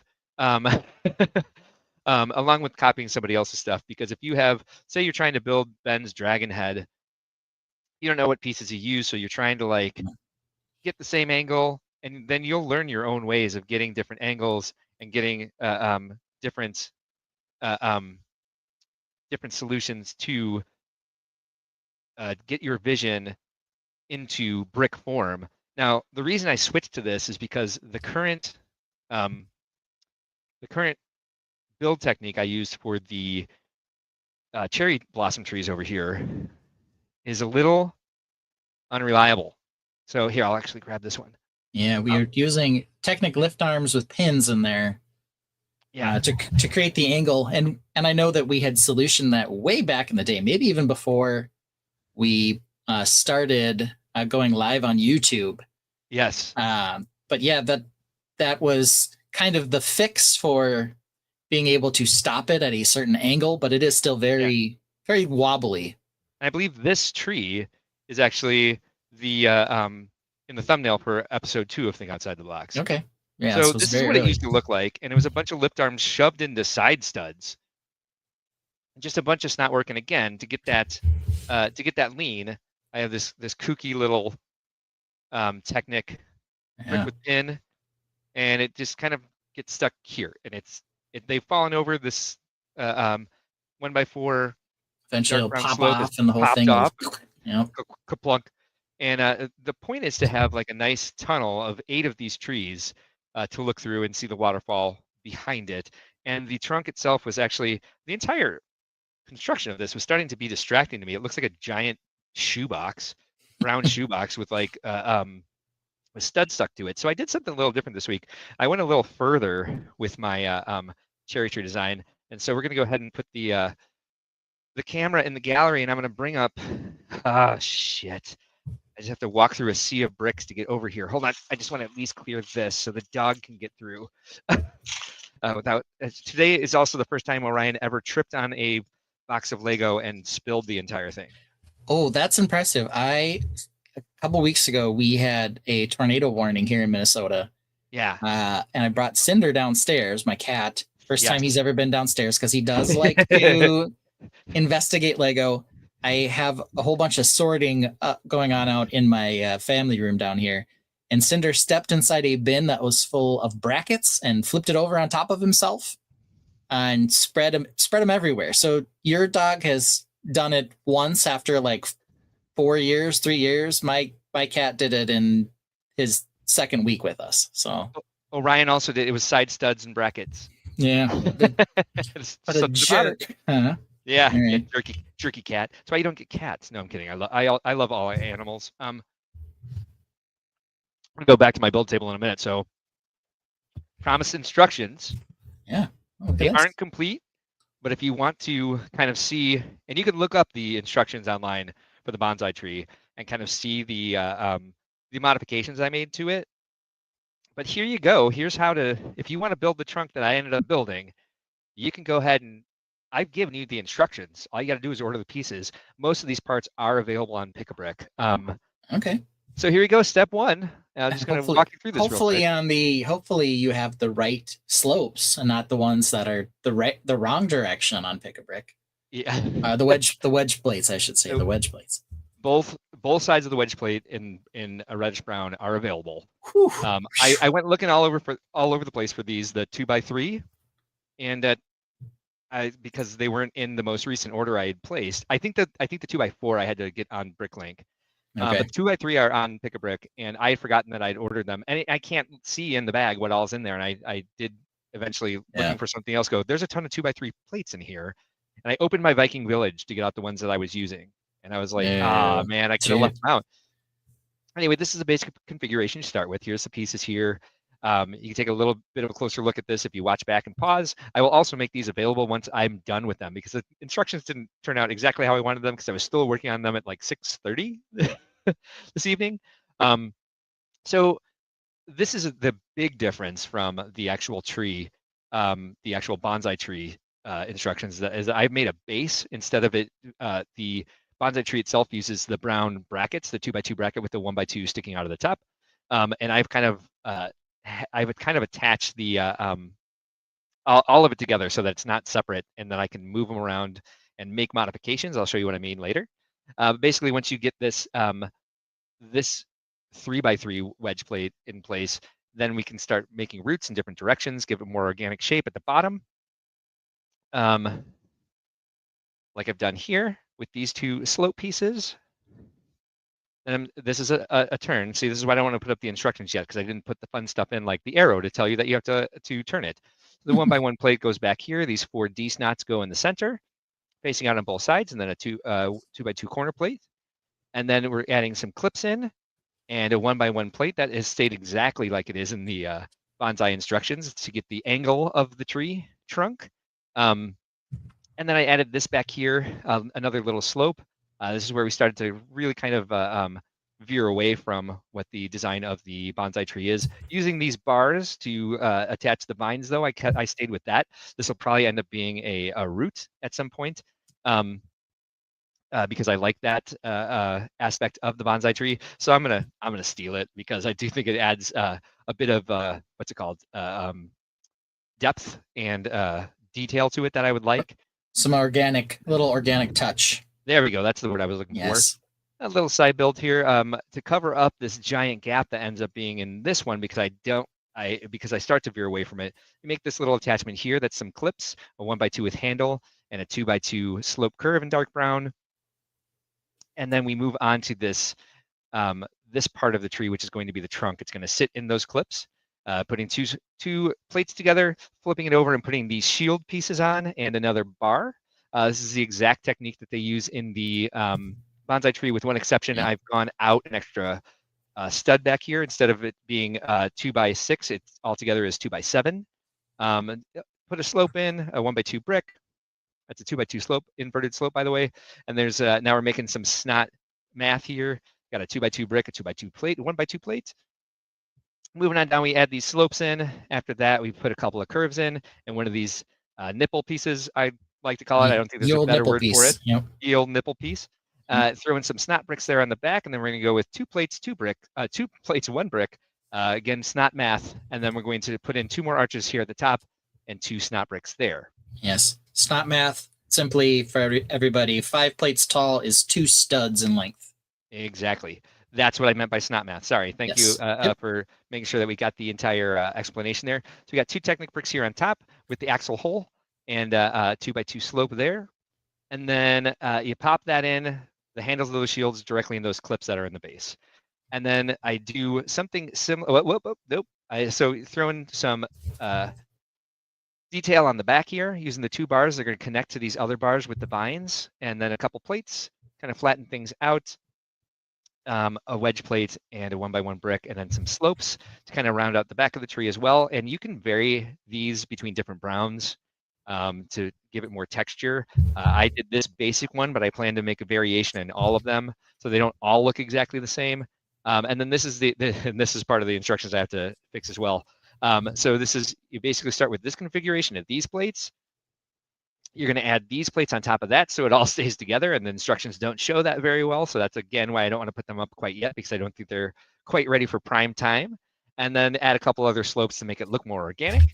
And that pops on the side of the tree. And then we do the same thing with the other side. Sorry if I'm going through that too quickly, but they basically mirror each other, and then you pop the entire thing together.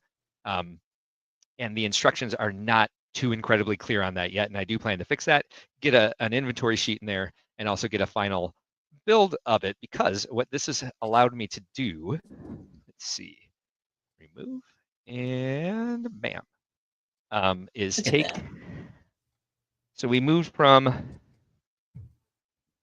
this technique I showed you. This is kind of unfair because it doesn't have the entire crown on it, so I'm going to stand here again. Here's where we started with the goofy kind of janky tick-tock tree that could fall over on you at any moment, and then made a much more stable version by copying the techniques from the existing. From the bonsai to that. Ooh, look at that. Yeah. Lovely. So I haven't filled out all the branches yet, so it will look a little bit more like a dome. I do want to revisit exactly how I've attached the branches at the top, since there is just a giant Technic axle still right here, or one of these the axle, the Technic connectors, the 90-degree connectors. But I'm much happier with this, and I left out I did some more root work here on the bottom as well, and I left that out. But like I said, I've got the bar. The bar is still over here for me to put another one of those elephant trunks in there. Make a root just like it is in the bonsai tree, because I do like that detail. And there's some, any other sort of detail I can add to make these all look different from each other when I build all 8 of them. So there we go. That's some inspiration for you. There's some tree demonstration, and that's what I spent most of my time on this week. Was getting that demonstration ready. I should have just built and built, because we've got 2 weeks. And I have a ton of work left to do. But I'm close. I'm much closer than I've ever been. Yeah. Since I bought the company, and being done with a personal build.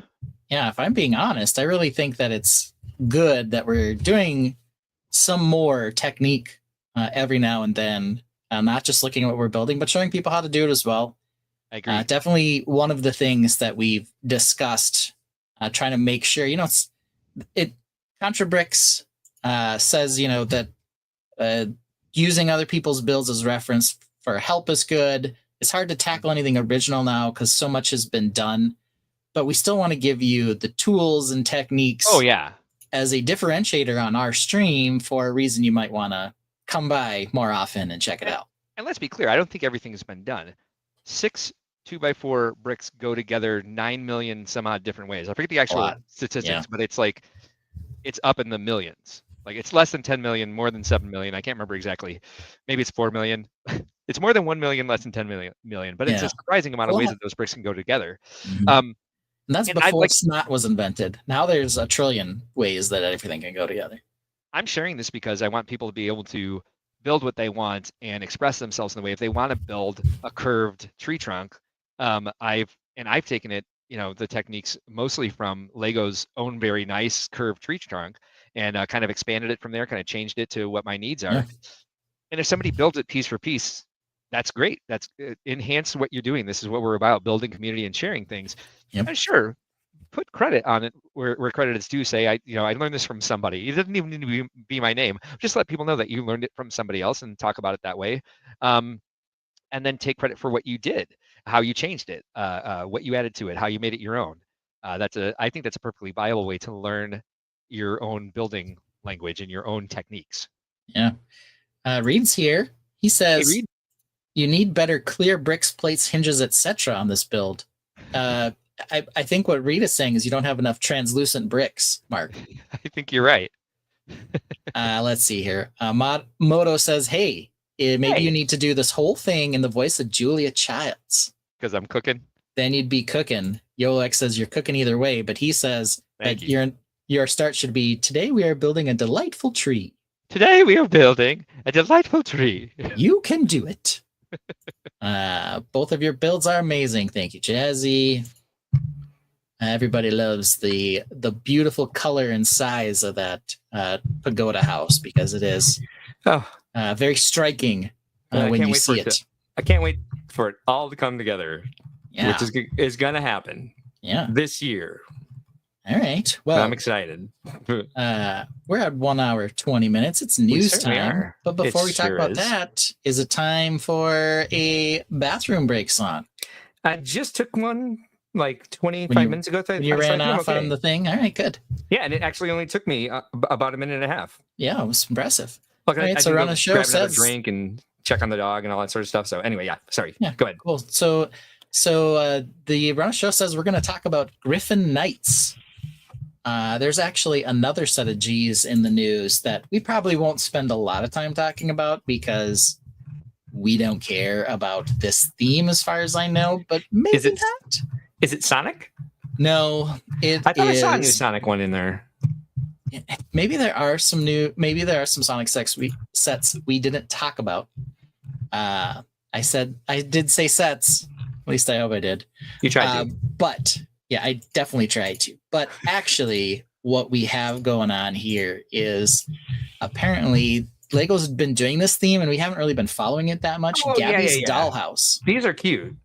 and they have a couple of sets from apparently a Gabby's Dollhouse movie that's coming out. Oh, okay. Is that what that is? But I do think there are a few things to talk about, even though we haven't been big talkers on Gabby's before. I'm not familiar with these I don't think we talked about it fish at all. Yeah. and Neither little am I. octopus. Like sometimes, and I know Oh, we've yeah. seen like the bag that has a number of Yeah. molded animals or whatever in them, and I kind of recognize the seahorses, but I'm not so familiar with the fish and the octopus. Yeah, I recognize them. They have those in the Friends underwater Okay. sets. Okay. I recognize the octopus, the seahorse for sure. Okay. Reed also says, no, I just think we need the better pieces to use all the great techniques. Yeah. VMAC Tech says there's nothing wrong with taking inspiration from someone else's build and making it your own. I don't know what Chris and his said his Hogwarts is sets. What percentage? Even if it was 90% sets, it certainly doesn't look like it. It's not. It's a very low percentage, actually. I think it's much lower than you expect. And the way he has built an original creation for them to all sit in and work together is kind of amazing. So yeah, these are. I think I give these a ding dong a doorbell for the colors. Have we seen the seahorse packet in yellow before? I know we've had them in coral. Probably they were in a blue shade. You're asking the wrong guy. Yellow, I guess we have some here. I also believe that these little jelly looking things on top of the elephant trunks here, if I had to guess, I would suspect that those are trans yellow roses, the new rose piece. Let's talk about color. And who knows? Not so much the color. It's more so the piece that I think. On this one. Let's see. It has come in bright light orange, coral, and yellow. And let's see. Okay, The set so it that is it's in yellow in is Ariel's Crystal Cavern. Okay. The movie set. All right. Wish I could find this so I So- can see it bigger. Yeah. So here we go. I guess they've got some sort of cat mermaid, and then Gabby's wearing cat ears, and then there's some sort of other creature that also has cat ears. I don't know. We saw them using that piece, the head with the ears on it, for a balloon set for one of the Friends lines. I do believe, and I don't know where I picked this up, but I do believe the concept of the show is that like she becomes a cat and plays with her cats inside like a dollhouse type world. Okay. That's fun. Yeah. Seems like something my daughter would be into, but we've never watched Gabby's Dollhouse, I guess. I think it's for real little kids, as far Okay. as I know. All right. So she was probably into the somewhat equivalent something like Bubble Guppies at the time, and now she's outgrown it, but who knows? You can play with this in a blue void. Yeah, look at that. So we do have mom and daughter playing and building together using iPad instructions, of course. Of course, in a blue void. So VMAC Tech says you get the Coral Battle Pack in yellow, so that's a plus. yeah. So there it is. The Coral So Battle it's Pack. cute. Oh, I where'd guess. these go? I don't know. Oh, here I found them. Okay. Hi. I I think it's cute. I give it a medium. It is a 4+ set. Maybe both of them are. It's elves-ish in a way. But yeah. And just kind of like the colors and it's elves meets trolls. Yeah, Can't- a little bit. Can't imagine I'd pick this up for parts, though. Brick Dynasty informs us that Bubble Guppies is a much better show. Okay. Okay. All right. Could be possible. I don't know. Maybe it's age appropriate for Mara and she just has better taste. Could be. Who knows? Who knows? We have a second one, too. This is the Sweet Treat. What was the name of that thing? Sorry, I messed it up. You're good. It's the Sweet Treat Mountain and Kitty Garden. Yes. This one is 263 pieces for $55. This reminds me even more of Elves just because there's like a crystal cavern and like. Yeah. And we know, and we always have known, that the 4+ sets don't have great price to part, largely because they use a lot larger molded pieces. Yeah. This one doesn't look like it has a ton of gigantic molded pieces, though, so the price just seems kind of crazy on it.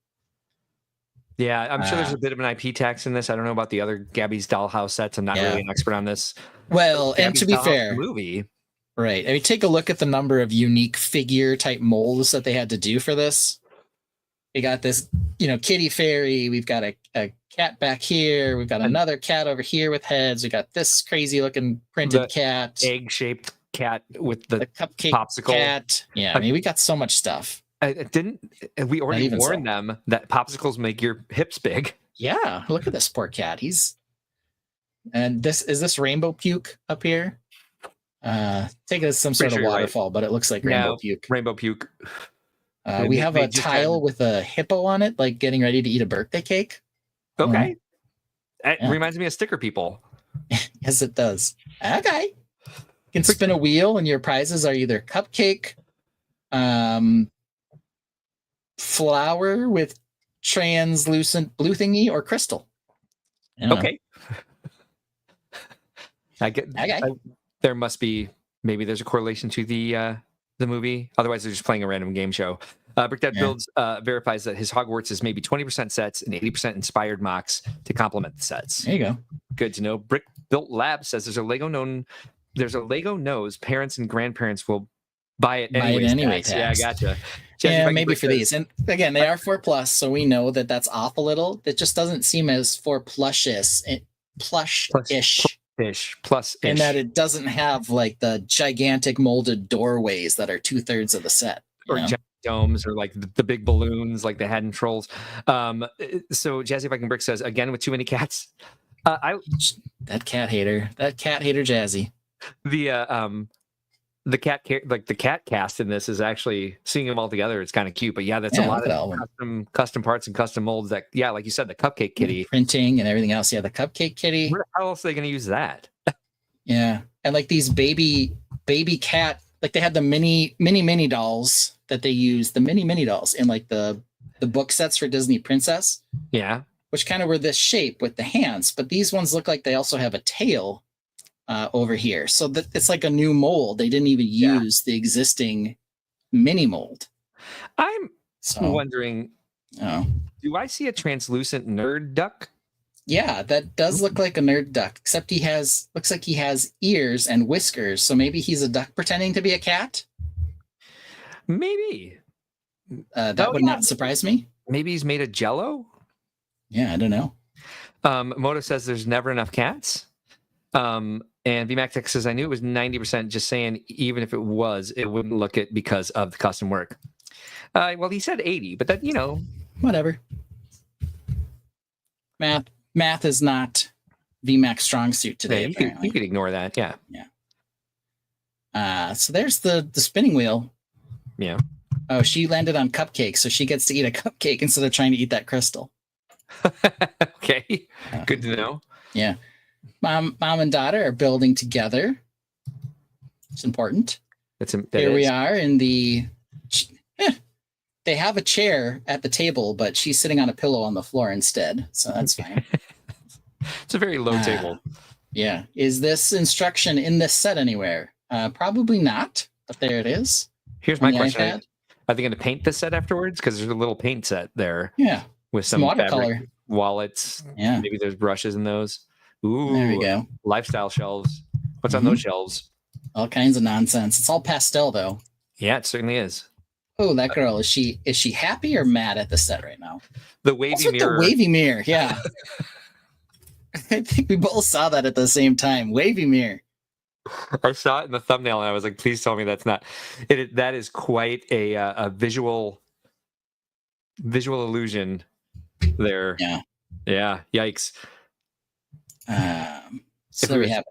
Next time we do they do have one big door framey thing in this set. See there? Yeah, I mean they've got the transparent domes. They've got like the bigger rock pieces and some bigger panel pieces, and like we said, the staircase, the purple staircase, and like we said, all the custom printing and the new molds. So that'll happen. And he's gone. Bye, Ben. See you later. So it's just me in this shot of Gabby's dollhouse. So let's see what else we think of this shot here. Can you hear me when I remove myself like that? No. Oh, so if I... No, I can't hear you at all. Why? Okay. How would I be? Okay. Yeah. I don't know. I was just asking. Why were you swearing about me? No, I was opening a window. Oh, okay. So I figured you didn't want to, see me stand up in front of the camera. But I thought you could still hear me, and now you can't. Cool. Jesse Rick says, Mom, I told you I wanted the Friends Corgi dog set. Ooh, that's what my daughter wants. She is all about the corgis. She loves corgis. Yeah, they're the buttholes of the dog park. That's what I call them. They're herding. They're bred to herd cattle, so that's kind of their instinct. So if they see dogs playing, they're like, "You stop that!" Yeah. The little dog park referees. Moto says, I'm building for Brick World right now. Not having it done this close to the event has me nervous. Join the club, sir. You're being crazy, man. I'm never close to done at this point. Friday Night Brick says, Hope Castle's second version was modeled after Bodiam Castle in the UK. I try to use something realistic that would be easy to build out of clear plates. Barris is here and says he's cutting the feed because he got no pants on. I got shorts on, Jace, big Jace. It was Jason's birthday earlier this month, so happy birthday, Jason. I have a butthole of the dog park, I guess. My daughter, she thinks the cutest thing in the entire world is corgis inside of like a carrier, backpacks in particular. She thinks people who carry around corgis in their backpacks are the cutest thing in the entire universe. I know a lot of sweet corgis, by the way, but they will always be the referees. I'll put it that way. They're the referees of the dog park. That's a little bit nicer. Superhawk Brick says, 17 days, complete 4 builds, challenge accepted. It's nicer, I guess, to say referee than butthole. Brickbolt Lev says, oh, I make mine walk. Yeah. No backpack for his corgi, for his butthole at the dog park. All right, fine. Our neighbor's just got a corgi. I think he's older. But did I tell you about when my neighbor was digging and hit a gas line? No, oh my gosh. Oh, that's what he was doing that a couple weeks ago. They got a corgi, which of course my daughter thinks is adorable, but they only had a fence on part of their backyard. So he was digging a hole for a fence post, and he hit a gas line. He did not pierce the gas line, but he did mar it a little bit. So they did have to have and I guess if you uncover a gas line, legally speaking, you have to call the city and the energy company and all that stuff. They have to come inspect it to make sure that there's not so that leakage, that corgi almost caused a gas explosion at this house. So gotta watch out for those corgis. All right, well, let's get to the main event of the news, and that would be, of course, Reed's a fan of corgis. This guy. Yeah, the $180, but it's the minifig vending machine. 16 unique minifigures, and 100% of the reason you're buying this thing is for the minifigures. Let's be honest. I guess the dispensing feature might be cool, but you're getting you want the minis. VMAC Tech says, just don't make the mistake of retreeing Supa. It will cost you 6 hours. Oh, that was a really inspiring thing that Vince VMAC Tech posted on Discord. I don't know if you saw it, but he was like, thanks for the build demonstrations, and he has a pretty baller tree. Maybe I should bring that up. We can talk about it. Yeah. He said he couldn't tree. Now he can tree thanks to us, or thanks to some of our help. I think he was doing pretty good on his own before he gave us credit. So yeah. But yeah, the man can tree. After all, Suphawk says, I love this build too. Friday Night Brick says, I would buy it for the figures, then refill with older Star Wars figures and resell. Moto, why refill it? You're buying this for the machine. Okay, Moto, talk to me, because I will buy the figures from this so you can recoup some of your investment. Because come on, this is really the reason you're getting this. Are the ball halves new? Well, these are from the Sonic sets, right? I don't know. I have questions about several of these parts. Alphonse Soup Person says, "Is the Lego Ideas CMS just cost 2.5 times as much as a full 12 CMF?" But it is 1,300 pieces. There's some curved glass pieces on this. We've maybe seen those in the botanical garden set. And there's some mechanism inside here. There's a lot of red though, and I know how some people feel about red. I'm not a big fan of it, but I am a fan of those clear, rounded those translucent rounded panels. Yeah. Is that a new piece?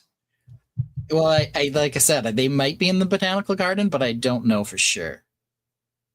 Let me also see if I suspect that the Sonic balls are the same as these gumballs.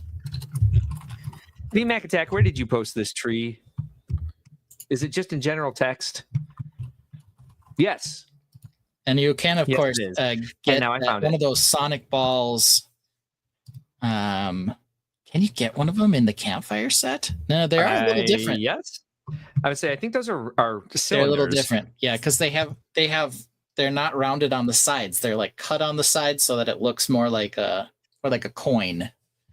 Contrabricks Build Craze says, not sure if the ball part is new. I think that they are. VMAC Attack says, there's parts you guys suggested that I hadn't thought of before and that I put my own twist on. I'm pretty happy with it. Yeah, you should be. I like the way you twisted those trunks together. We'll talk about it here in a little bit. Friday Night Brick says, better take the clear parts and make it a hidden ball machine with a solid glass area. Moto says the concept is like the ship in a bottle, just obvious when you see it. Typewriter is the same way. Typewriter with flowers or the regular typewriter? Abera says printed coin 2x2 circles. There's at least a 1x1 coin. Are you supposed to put coins in it for it to operate? Yeah, I think so. So they do look like they're 2x2, yes. Contrabricks Build Craze says, okay, no, the Sonic ones are not as round. Yeah, I thought they were more like I think it's probably the UFO things that they had a while back. Yeah, quite a while back. I guess. Well, I'll see if I can find those, but I kind of recognize some of the connection because they've done similar things both with Sonic and then they also had those orbs for the Jurassic Park sets. Yeah, but so those are much bigger. Things like this, but they're a little different. The Jurassic Park sets, like people fit inside those orbs. Yeah. I guess the other thing to note, that coin Aberis is probably a 2x2 tile on top and then a bolt stud underneath. Yeah, probably printed, right. But I don't know for sure. Okay, yeah, see me. What? Yeah, see me. All right. I'm surprised okay. at this one. I don't see the appeal, unfortunately. You don't see the appeal. Yeah, I mean the machine's one thing, but here are the figures. This is why people are going to get it, though. Of course, I'm going to buy them from vendors at Brickworld. Yeah. So there are 16 figures, and it's essentially 8 pairs of figures. Each figure has a correlated counterpart. Though a couple of them are not so obvious that there's a male and female version of the knights, for example. Oh. Or that the classic space people have different functions. It wasn't even obvious to me at first that woman, the female pirate, is a pirate. I thought she was a rock star because she has like the she has the attitude face. Yeah. Now that I see the pistol and the map, I'm like, oh, we'll go back and take a closer look at those here in a minute. But you can see it does look like you need to put the coin in to operate it. Brick Built Labs is hoping that the fig parts are on Pick a Brick. Yeah, eventually some of them maybe. Who knows? We're moving on from the figures already, huh? The most ridiculous part on this, though, we'll get back to those here. Okay. After you turn the handle, the coin just comes out the other side here. So you can just, do this as many times as you want. Yeah. Oh, our favorite wooden artwork is back. We got wooden artwork and a two-tone candle and a different color holder. Why do you have your candle there? Well, whatever. All the books are turned backwards, of course. Very good question. Nice class ring. I don't know. I know. Fabuland stuffed inside. A Fabuland figure. That's not a Fabuland figure. All right. The Fabuland fan figure stuffed inside. Thank you. Here the girl's working hard on this. Why is Why is she holding it that way? She can't operate this thing. She has to like look around the other side to operate this thing. She's confused.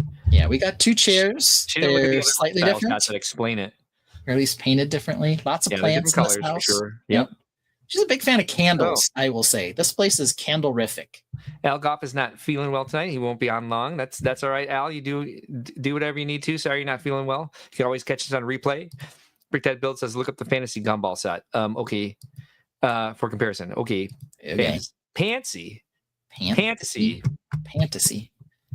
So here we've got a crazy looking bit of pottery with a candle in it, and then we have a little bowl of golden utensils, gold plated forks and knives and a scissor.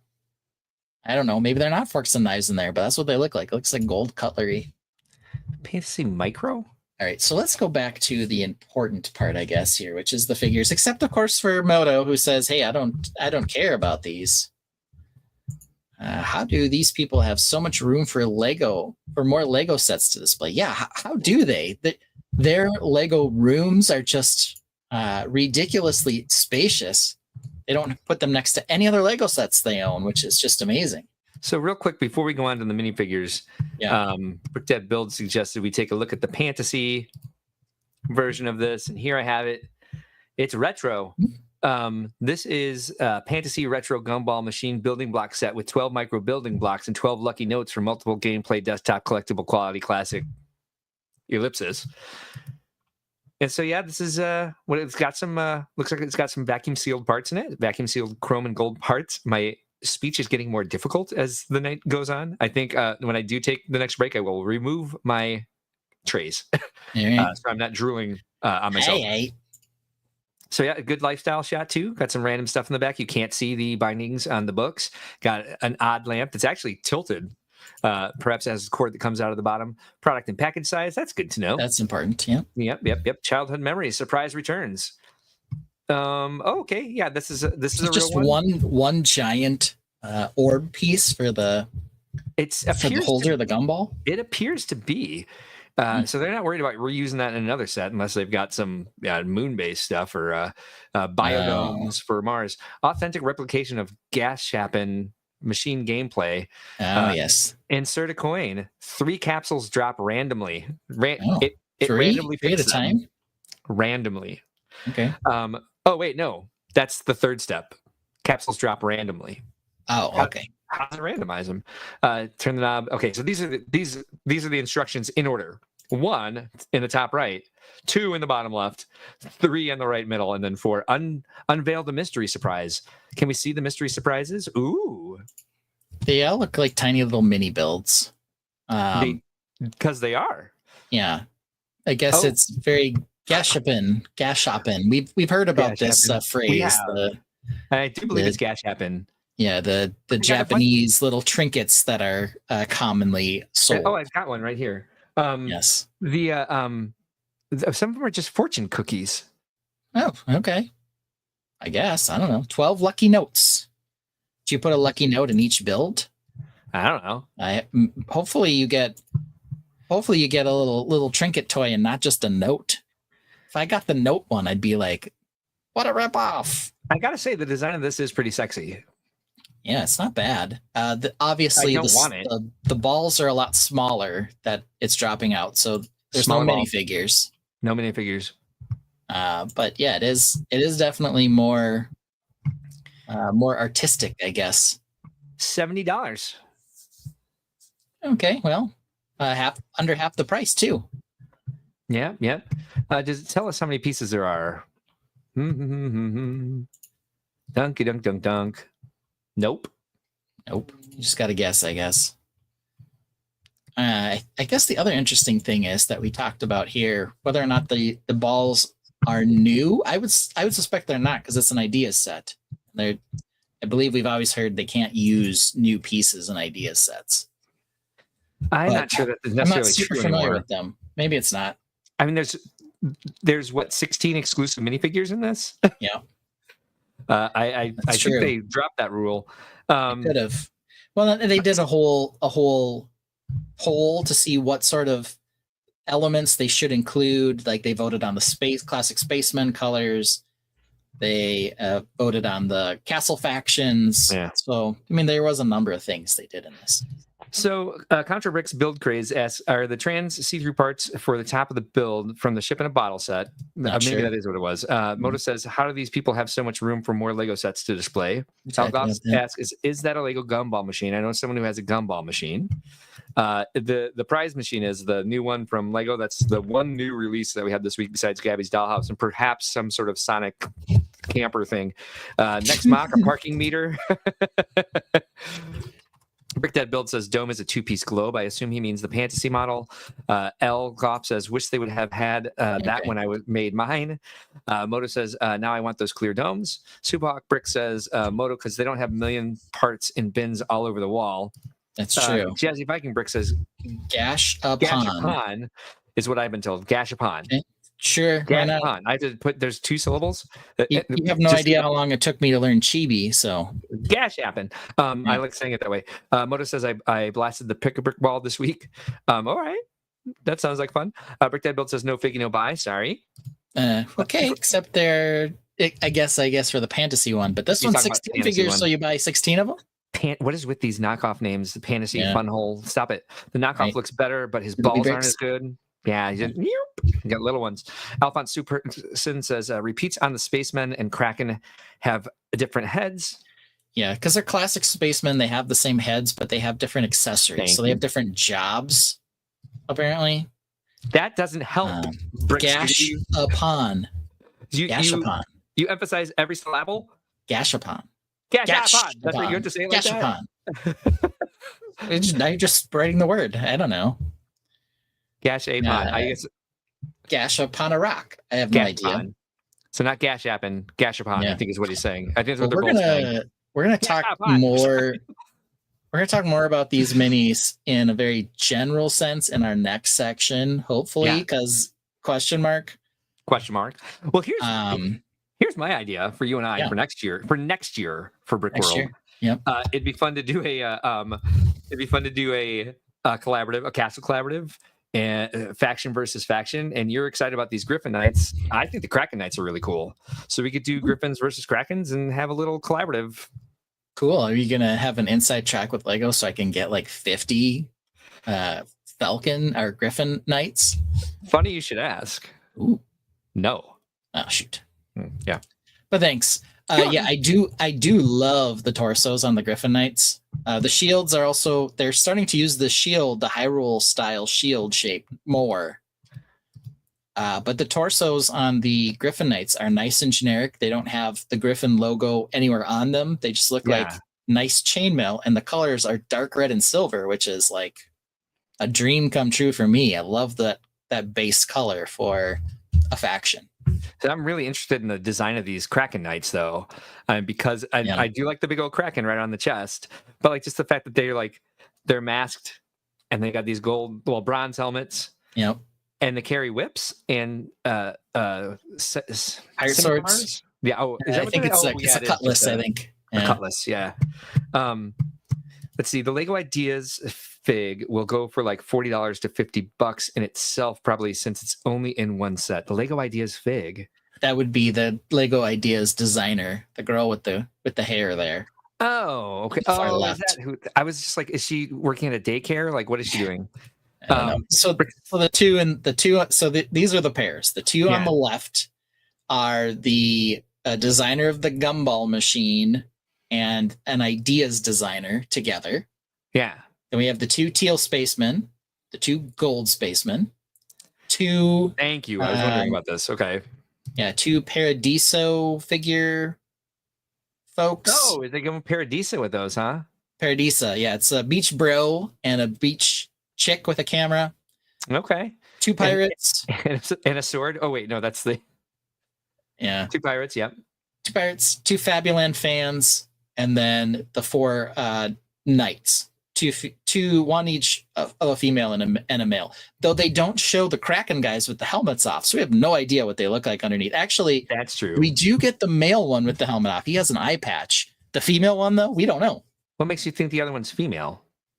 because two things. First of all, it says female Kraken Knight. Oh, well, there's They have that. little cards for each of them, which we can talk about later. They have cards. And she also has eyelashes. Oh, Yeah. fancy. Duh.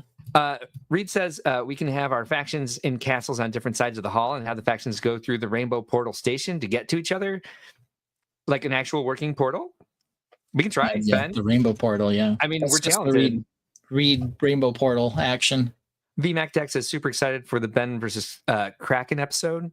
Ben versus the Kraken. Mm-hmm. Why would that be? Contra Bricks Build Craze says, I'm happy CAS getting 2 new color classic space figures in this classic space. Getting 2 CAS is cuz for him.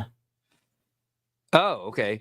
Getting Yeah. 2 new color classic space figs in this set, plus a light blue classic space fig. It was meant to be in a new Dream set, but now Lego set it will put into another set. And they did a dark blue one in Dreams too. If you get a certain number of sets, you get all the pieces. Yeah, it was that The dark blue one. the gaming tower, The which is gaming actually tower. Yeah. a pretty badass set. I don't know why they're not releasing it, and Yeah, I I don't know. think that's unfortunate. I hope Dreams is doing okay because I love those sets. Jesse Viking Brick says my Vikings might be stealing their bronze helmets. Mhm. That'll be a nice one on Pick a Brick for sure. Coop says Lego Builds Insta has high def pics of the individual figs. Good to know. We'll get to that. Alphonse Soup Person says Rainbow Bridge a la Thor. Ooh, that'd be pretty. Brick Studio says I'm getting the Bluey sets on June 1st. Hopefully going to stand in line on Lego release day. Okay. All right. Excited about the Bluey sets. That's a first in the Tainted. Somebody's got to be. Yeah. Contra Bricks Build Craze says this set is like a CMS series and a ball machine is a bonus for us to fill with our own sig figs. Oh, that'd be cute. I guess. Staff sig figs at Brick World. That'd be fun. Coordinators, something. I don't know. Yeah, yeah. Influencers. Mark, were you were looking at the okay, so here's the image. I wasn't looking of at all that the one. figs. We'll take a look at a couple of them. You did have the lifestyle shot up on your own screen, but we can get back to that one. I did, and I do. There it is. Yeah. So that's how you set them all out, and then you apparently put the empty balls back into the machine. So This is how you play with it. Now people know. People who want to do that with with something in their life, now they know they can do it with this. So this picture is going to sell a lot of the set. Tell you that much right now. Why did they stop doing pictures of the finger like holding a piece up like this? Because we saw a whole bunch of those. I don't know. I hope they come back. It was Yeah, I only hope in so like too. it was only in one series. It was like only the friend stuff and like And they only did it that for like last 6 wave. sets. Yeah. Yeah, I know. I miss it. I really really love that type of shot.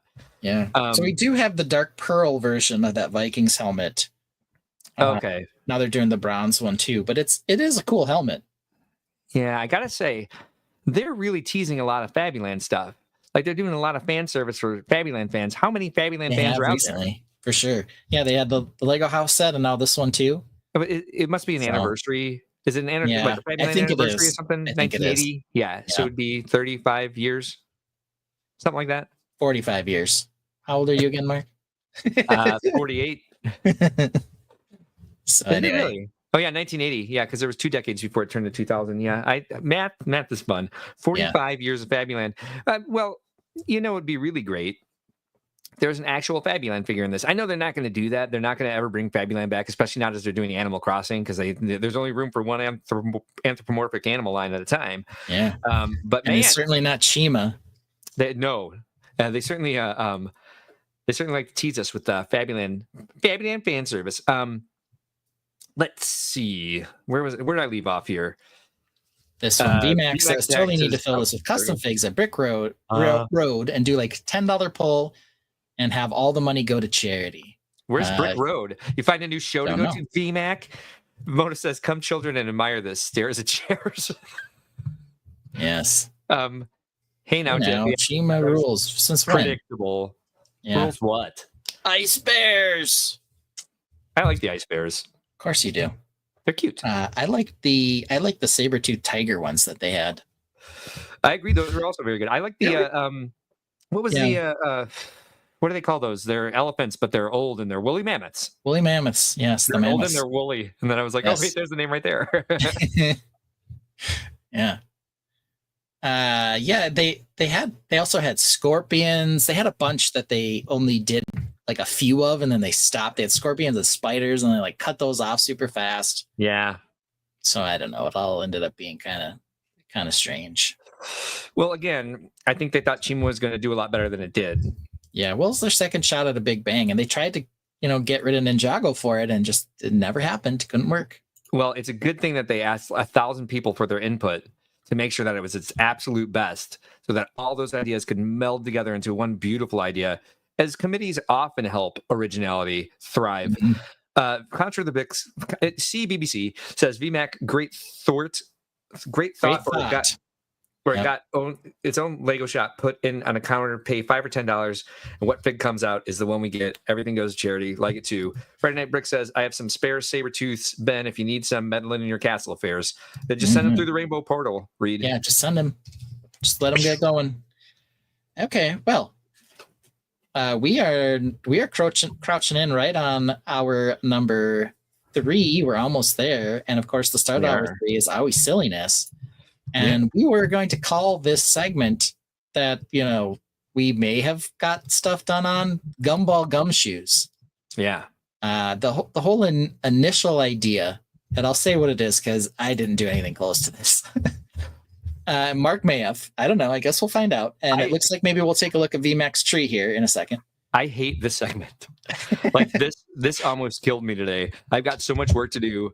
And like, I think, I don't know, we've made sort of an unspoken agreement to like try to use AI less, maybe. Yeah, a little bit. And so like, I mean, I still think it's fun. I still think it has its place. I think we're relying on it too much to like force jokes into things. But today I was just kind of like, I kind of want to use it to get this over with more quickly. And I was trying to make minifigures. None of my minifigure parts are here. And like, I thought there was a couple spots where they could be. And then I realized that like, oh no, that's also in storage. Oh no, that's also in storage. So I didn't even have a lot to work with. I was very aggravated because I was like, oh, I've got an idea. I just got to find this clown part, the wig and this face and this hat and whatever. And I'm like, oh, I don't have any of those pieces here either. It was, and I was running out of time to build, and I was very hungry, and Orion's sick, and like I'm like, damn you, Ben. No, it's not your fault at all. I didn't have time. And I ended up driving today unexpectedly, so I was like, I couldn't get it done, but I did get something done. So, and we had this amazing thing happen last week. Yes. Which several people have told me that it's the most fun segment we've ever done on the show, and that was kind of an inadvertent. That was just kind of like, oh. People actually really enjoyed it too. I watched it back actually twice because it's just damn funny. When Al Goff tells me to fuck off, it may be one of my favorite moments from this live stream ever. Yeah. Before we get to any of that, and you're gonna have to riff for a while after this because I've got to do more than just use the bathroom this time.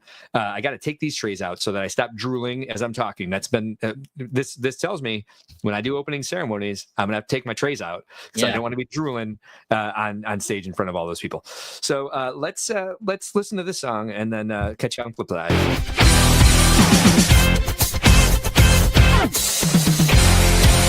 Ben and Mark made a new best friend when Jazzy Viking Bridge joined the Tainted. She likes Lego and Animal Crossing too. Makes amazing comments all the way through. She makes them laugh, lights up the chat, making fun comments until the show is wrapped.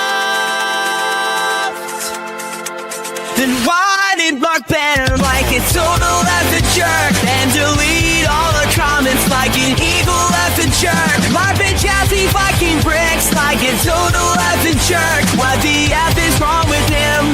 That total effing jerk. I think I just accidentally banned somebody. Jazzy Viking bricks was banned? No. And their comments were removed? Jesus. How do you unban somebody? I don't know. I don't know. Crap. How'd you do that? I don't know. Seriously? What the hell just happened? Oh my god. This is terrible. This is so... How did this happen? This is the worst thing we've done. Yo, I don't even know how... I don't know. Poor Jazzy. And we love her.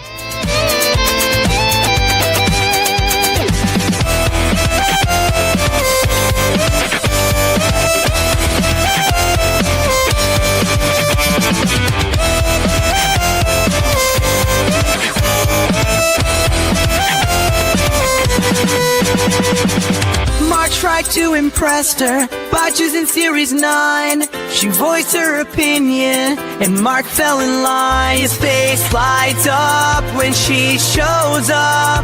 Loves every comment, bringing each one up. Then why did Mark banter like it's total effing jerk, and delete all her comments like an equal effing jerk? Mark said, why we do this like total effing jerks? Then said, you got weed, you total effing jerk.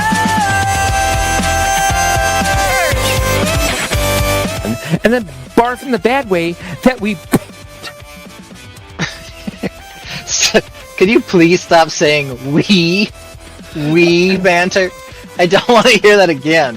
Mark Ben Jazzy Viking Brace like total effing jerk. What the F is wrong with him? That's total effing jerk. That total effing jerk. That total effing jerk. That total effing jerk.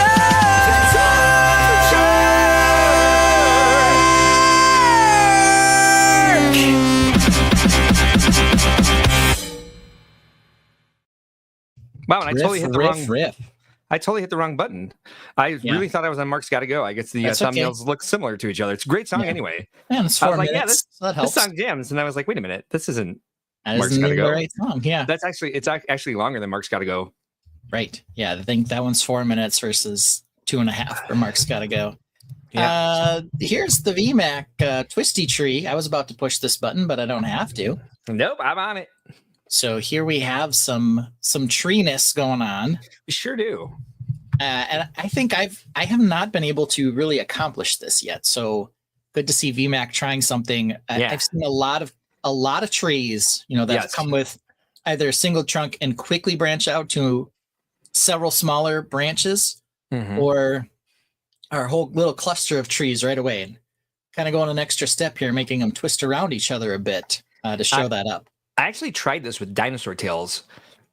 And it's very hard to get the right spacing with the dinosaur tails. So I was excited to see this and see it done successfully. Yeah. So yeah, good job there, VMAC Attack. I really like the way the tree tapers out once the three trunks wind together as well. It's really important when tree building. A lot of people do this when creating any sort of representation of a tree, be it Lego, be it a painting, a drawing. Like people think that trees go straight up and branches come out. They don't. Nope. Trunks grow out and then split into branches. Very rarely does a trunk go all the way to the top of the tree. Some pine trees, some Unless birch it's trees. pine tree or a couple. Yeah, there are a couple trees that are like that are basically tall cylinders with branches just coming out of them. Pine trees in particular. Yes. There are a few other non-pine trees that do that. But yeah, go take a look at trees. The other thing that I've always noticed too, that I'm not sure we do a great job of in Lego, is when you see the tree and you see sort of the crown and the shape, you think that it's basically just one giant pile of leaves. But look closely, you can see quite a bit of the trunk still through there when you're taking a look at them. That's what's really successful about this too, is like there are holes in, it's not just one giant dome of leaves. It is nice and organic in the way that there are holes in the leaves that you can see into the trunk and see into the branches. Real quick, want to bring this up. Alphonse Superson says, we're starting up our own show in the parking lot of the Renaissance. It's going to be called World Brick Lot. Okay. We often say that we're going to move the show to the parking lot. Yeah. To get more space. VMAC Attack says, disclaimer, if you do look at my tree part where it ties into the ground, it's not yet done. That's experimental. I understand that very well. Man. Yeah, whatever. Whatever, man. Friday Night Bricks will be back in a bit. Moto says, what? VMAC Attack says, I use that Technic piece that has 5 holes the one way and 3 up the center to tie into it. 5 holes into 3 holes the one way. I don't imagine what he means. Is it the English? I'm not sure. And the push? Yeah, the thing and the thing. The stuff with the thing. But it looks like a stuff plus thing. But it looks like a polygon. Like I think I might actually know what he means. I have no idea what he means. The polygon one. So it looks like this. There you go. But no, I think this is great. I mean, VMAC Attack has come a long way in a very short time. Question though. What do you think of all of the different colors of leaves? I was just going to mention that. it's different. I'm not sure that it is reflective of what a tree would actually look like. If you're thinking about how trees look like in the wind, or how they look at when you are, looking at them, there are several types of trees that have a lighter underside to their leaves. In that respect, I like the idea. I like the mix of colors in that way. I think it should be more thoughtful. If you want the underdome to be sand green and the upper dome to be green, find a little bit better way for it to be top and bottom that way. And then the dark green leaves on top of that, they, to me, don't necessarily, it's a fantasy tree, so it makes perfect sense. A wizard did it. It's fine. Even though it's a fantasy tree, though, I think like the sand green and the bright green don't necessarily always go well together. And it looks like you have the light green on top of that. Yeah, I think that I just noticed that. Thank you. Yeah, there's bright green and regular green in there, and I don't think those two greens look very good together. I would say one piece of advice that would help this stay together so you don't have to rebuild it at the show. I use carrot sticks, the carrot top piece in brown, and the cannabis piece in whatever color you're using. I have it in white and lavender, which is nice because now I can use it for I can take some of those carrot pieces out. But the carrot pieces look like little branch sticks. If you stick them up in so that the spot where the carrot top branches out is sticking down, it looks really good. And you can stick leaves onto that tri-leaf piece, the one by one round with the tri-leaf modification on it. It sticks those to the larger, different plastic leaves, and it sticks those to each other so they're not falling off all the time, because it looks like there's a bunch of connections on here that are just, when you transport it, they're just going to come apart. Well, let me show you what I mean. Boing, boing, boing, boing. Yeah, I also use, now that I'm back, I pressed the back button on my mouse. That was the problem there, and I was like, what happened? I also use this piece. It is this tiny little branch topper. I think it's got 3 of the tiny leaves that come out of this. This works really well too. So anything that really has a stem and is sort of our organic can help hold the leaves together. Yeah, agreed. Hold on, I'll do another demonstration. Okay, you probably can't hear me. Hold on. Let's see here. Chris Cummings says, may I ask for a segment once a month of member builds? Yeah, we'll try to put member builds up when we can. Send us something. We've done a few. I mean, I don't know about you, Ben, but I'd do that every week if we had people willing to show stuff up. Maybe we should start a Discord channel, like share your stuff with us. You can be anonymous if you want, but or a Discord channel, a Discord topic. Yeah. Chazzy calls that the baby branch piece. It's a good name for that little thing. It is. And I have them in both reddish brown and tan. So they are a cool little piece. And they don't stick out super far. And you could, add even little flowers to them if you wanted it to be a flowering tree. Yeah. So it is a very he says this is a fantasy tree. Yeah, no kidding. It is very fantastical for sure. And I'm not sure what Mark's looking for, but there we have the Vince fantasy tree. I feel like if I could reach to the screen and grab it and rotate it so I could see it from every side, I would love that. Yeah. All right. If you don't mind throwing me up on the screen here for a second, I want to show Mac Attack this. On them stems. Yeah, there are all kinds of different stems. All right, here we go. I'm looking for my flowers and I can't find the right ones. So that's why I was away for a little bit longer. And now I'm taking this apart to demonstrate something on another piece. So hold on one second. 1, 2, 3. All right. So here's how I put my domes together. We've shown this before. I think it was very, very early on. I have this. I got one of these 2x2 rounds with the 4 handles on it. Yep. And then they're kind of, this one doesn't even have does it? It does. Okay. So then I can actually make a dome out of it and keep these pieces up like this. So you can see I've got these 2x2 plates with the Apollo studs, and then I sandwich them together with 1x2 plates with clips, and the 1x1 round with the bar on the end. so that they're not going to let go of each other. And I can transport this in a box in a truck that goes like this, and none of the leaves are going to fall off. You can see here, granted, there's not a lot of leaves on this one because this is early in the process of making it the cherry tree dome. I have to put the white flowers in the holes still as well. But as you can see, I've got like the carrot pieces. The carrot piece is stuck in the bottom there. So it sticks all the way through, goes through two of these types of leaves into one of the tri leaves. And then I've also got the cannabis piece here in lavender. And then I'll take the medium lavender piece, push it in the bottom, give it a little bit more texture. And then I've got as you can see on some of the other cherry trees in my creation. Let's see, where did that other one go? There it is. So I stick 3 more of those on there, and it gives some more depth and color. I am sticking to, one color palette, but I've got the type of flowers you want to use for this technique are the ones that have the post coming out of the bottom. That's what I'm looking for. They're in one very specific spot where I have all 3 of the colors together that I have anyway in my stock. All I could find was the 1x1 rounds.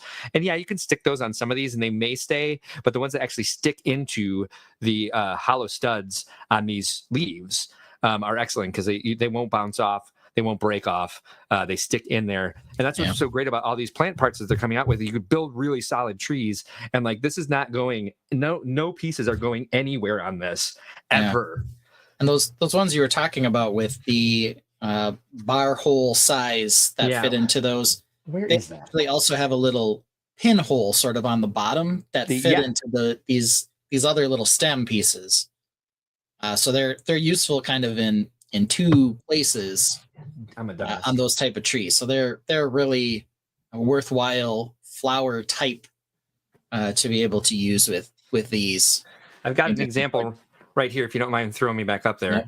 Yeah. And so like, one of the other things I do with these domes is I have the pieces, because it has a tendency to look more like a tent, is I have I push pieces up off of the top of that. So it's like if this was flat, it's going to look like that. And then when you flip it up, see how I've got that one coming off of the back? So when they come up, they make more of a dome than a flat tent. I can't hold both of these at the same time. Anyway, that's my point. It does help to have both sides leaves as well to kind of fill things out a little bit more. Which, do I have both sides leaves in this color? But here we go. This is the type of flower I'm talking about. But yep. These stick directly into the hollow studs. This is another one where I'm like, the leaves are not coming off of this. The leaves are never going anywhere. Yeah, because of the clip and bar. I changed the shape a little bit here, but it's never going to move really that much. Here, let me put it this way. And you still got that dome on top. I need to fill out the rest of this dome so it does look like the other trees that are already in the orchard. There's a couple. There's quite a bit missing. There's one full branch missing from this side. But yeah, that's basically how I tree now, because they've got so many amazing parts for us to be able to keep these together and keep them strong. And be able to move with them, because that's the other thing is like I used to make trees. I get into shows. Every one of these pieces had fallen off, and I'd have to like re-tree it. I had to rebuild the entire thing when I got there, and then hope they'd stay on all weekend, and the entire thing would just shed leaves all weekend. So okay, before we go any further, special guest alert. I told Miles earlier that I wasn't going to allow him to do this, but my wife apparently isn't listening, so that's fine. Wife, come here. Bring the special guest. Bring the special guest. Here's our special guest. Oh, nice. Here's our boy Cinder. Cinder. Look at this guy. Look how handsome he is. So he's got a mask up on mostly on his left side of white. Otherwise, he's kind of this brownish colored tabby. He's very sweet and very tolerant, as the vet calls him. He doesn't really lash out at anyone, and he's really snuggly. Oh my god, so incredibly sweet. So. Yeah, look at this guy. Oh my gosh. Yeah, there's Miles back there. That's a great cat. Yeah. He's super tolerant. Buddy. Look at this. Oh, there he goes. He's giving me a little snuggle. Oh, that's awesome. Right, yeah, you want to grab him? Yep. Fitting right in with you guys right away. Oh, yes. Hey, Miles fit as Riz. I like that shirt. Smiles Fit is Riz. It's little pizza slices. Oh, that's amazing. Yeah. All right, so we got some more angles here. Let me see. Did I go far enough? Yeah, that was the first one. Here is this another angle of it. Oh, I really like where this branch is going. This tallest one here off to the side. I like the overall shape of this. It does have a fantasy feel to it. Yeah, this looks great. What is holding everything together here? I wonder. I think it's the old ship wheel type piece.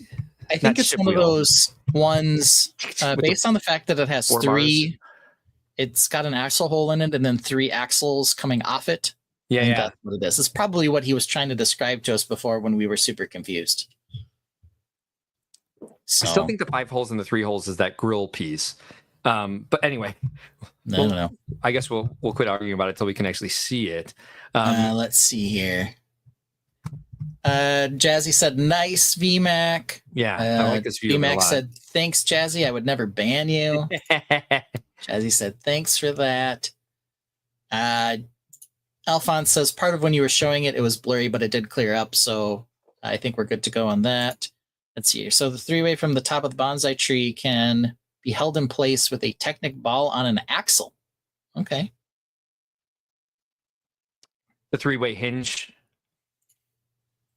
Sounds good. Great technique, says Crest Hill Bricks and Minifigs. Makes the trees look more natural. Thanks for being here tonight, Ryan. Appreciate you. As soon as Miles was on the screen, we also got a Skibbity Ohio Sheboygan, and Jazzy was saying, "Hi to Cinder. She doesn't hate him. He's cute." Oh my God, he's adorable. And he's so affectionate. That was really sweet. Yes. I like cats. I would never have a cat, but I do like them. And you have a particularly special one, I believe. Yes, Alphonse Person says, those 1x2 rounds are great. I use a 1x3 round to connect some gables on a building with the 1x4 small leaf element. I bought a bunch of them in 1x3 and 1x4. And every time I've tried to use them, I'm like, nope, 1x2 is all I need. 1x2 is the king. Yeah. Love you, Ryan. Thank you so much. Ryan, if you guys don't know, is responsible for the comedy show at Brick World. He's got another brainchild. Why am I drawing a blank? He's got another really great idea that we do at the show. Sorry, Ryan, my brain is fried this week. But Ryan is prolific in coming up with new ideas, and he really cares about the community. He really cares about connecting with them through Brick World. And if only we could let him do everything he absolutely wants to do, not our fault, by the way, we certainly would. Great guy. If you guys are in the area, check out Bricks and Minifigs Crest Hill near Joliet.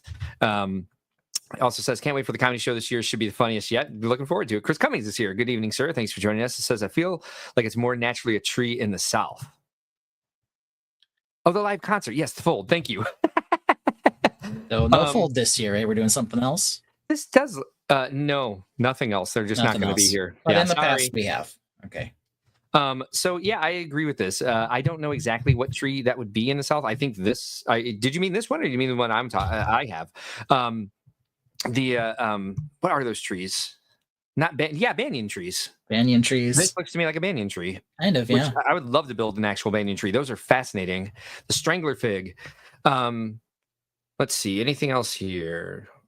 Only been once, but love Crest Hill Bam. I've never been. I'm gonna have to stop by. I've actually never been either. It's probably a bit of a drive for me, you know. Yeah. It is more of a drive for you than it is for me. We'll just say that. That's true. Yeah. But I even like how detailed Vince is getting here with the roots of this tree. The elephant trunk is, I think, in a very good spot. Maybe I would say the only other criticism I have for this, besides the color of the leaves, is the we see a lot of the mechanics in some of these shots too. Perhaps you're adding more leaves or not, but I see the underside of a clip. I see maybe I can tell it's not finished in that regard. There are definitely some spots where more stuff's probably coming out. Actually, the only thing that's pulling my eye at all is the underside of that one clip. Everything else is looking nice and organic, so I take that back. Yeah. All right. Alphonse Person says, 1x2 definitely the king for that tree build. The large rounds for covering over gaps on and adding snot for odd angles on bricks. Yes, thank you. Totally agree. Yeah, those 1x2s, use them all the time for making rounded towers, for doing stuff with trees, for adding snot capabilities or bar holes on top of things. They're used everywhere. And they're almost like a hinge. Yeah, they are almost like a hinge. And I used a crazy number of them on the back of the dragon here, so I can add spikes, for example. So hold on, I'm trying to get you in there. I got it. So you can see all those here for adding the spikes. Oh, yeah. Nice. So very, very common to use that piece a lot. It's one of the best pieces they've come out with in years. Uses it all the time now. Yeah, new criticism for your dragon head now that I've seen it closer. It's very smooth. I know. Very smooth. This is very smooth. Yeah.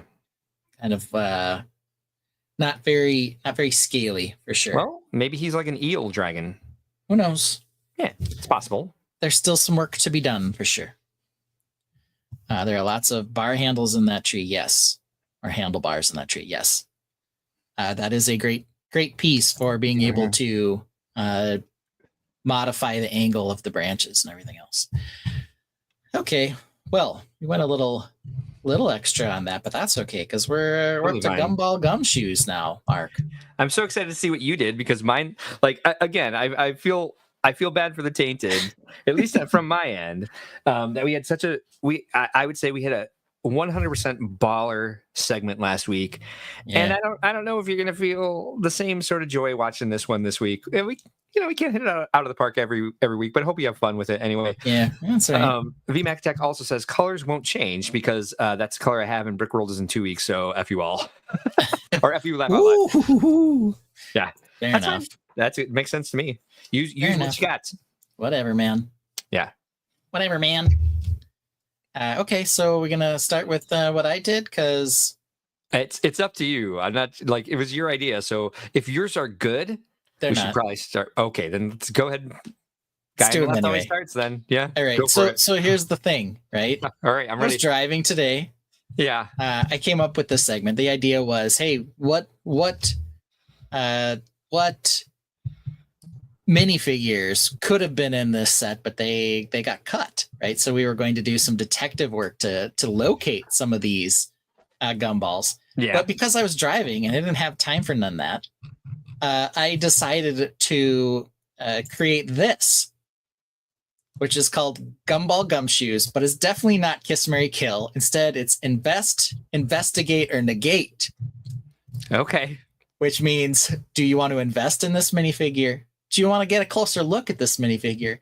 Or do you just want to cancel it because it's the worst minifigure you've ever seen?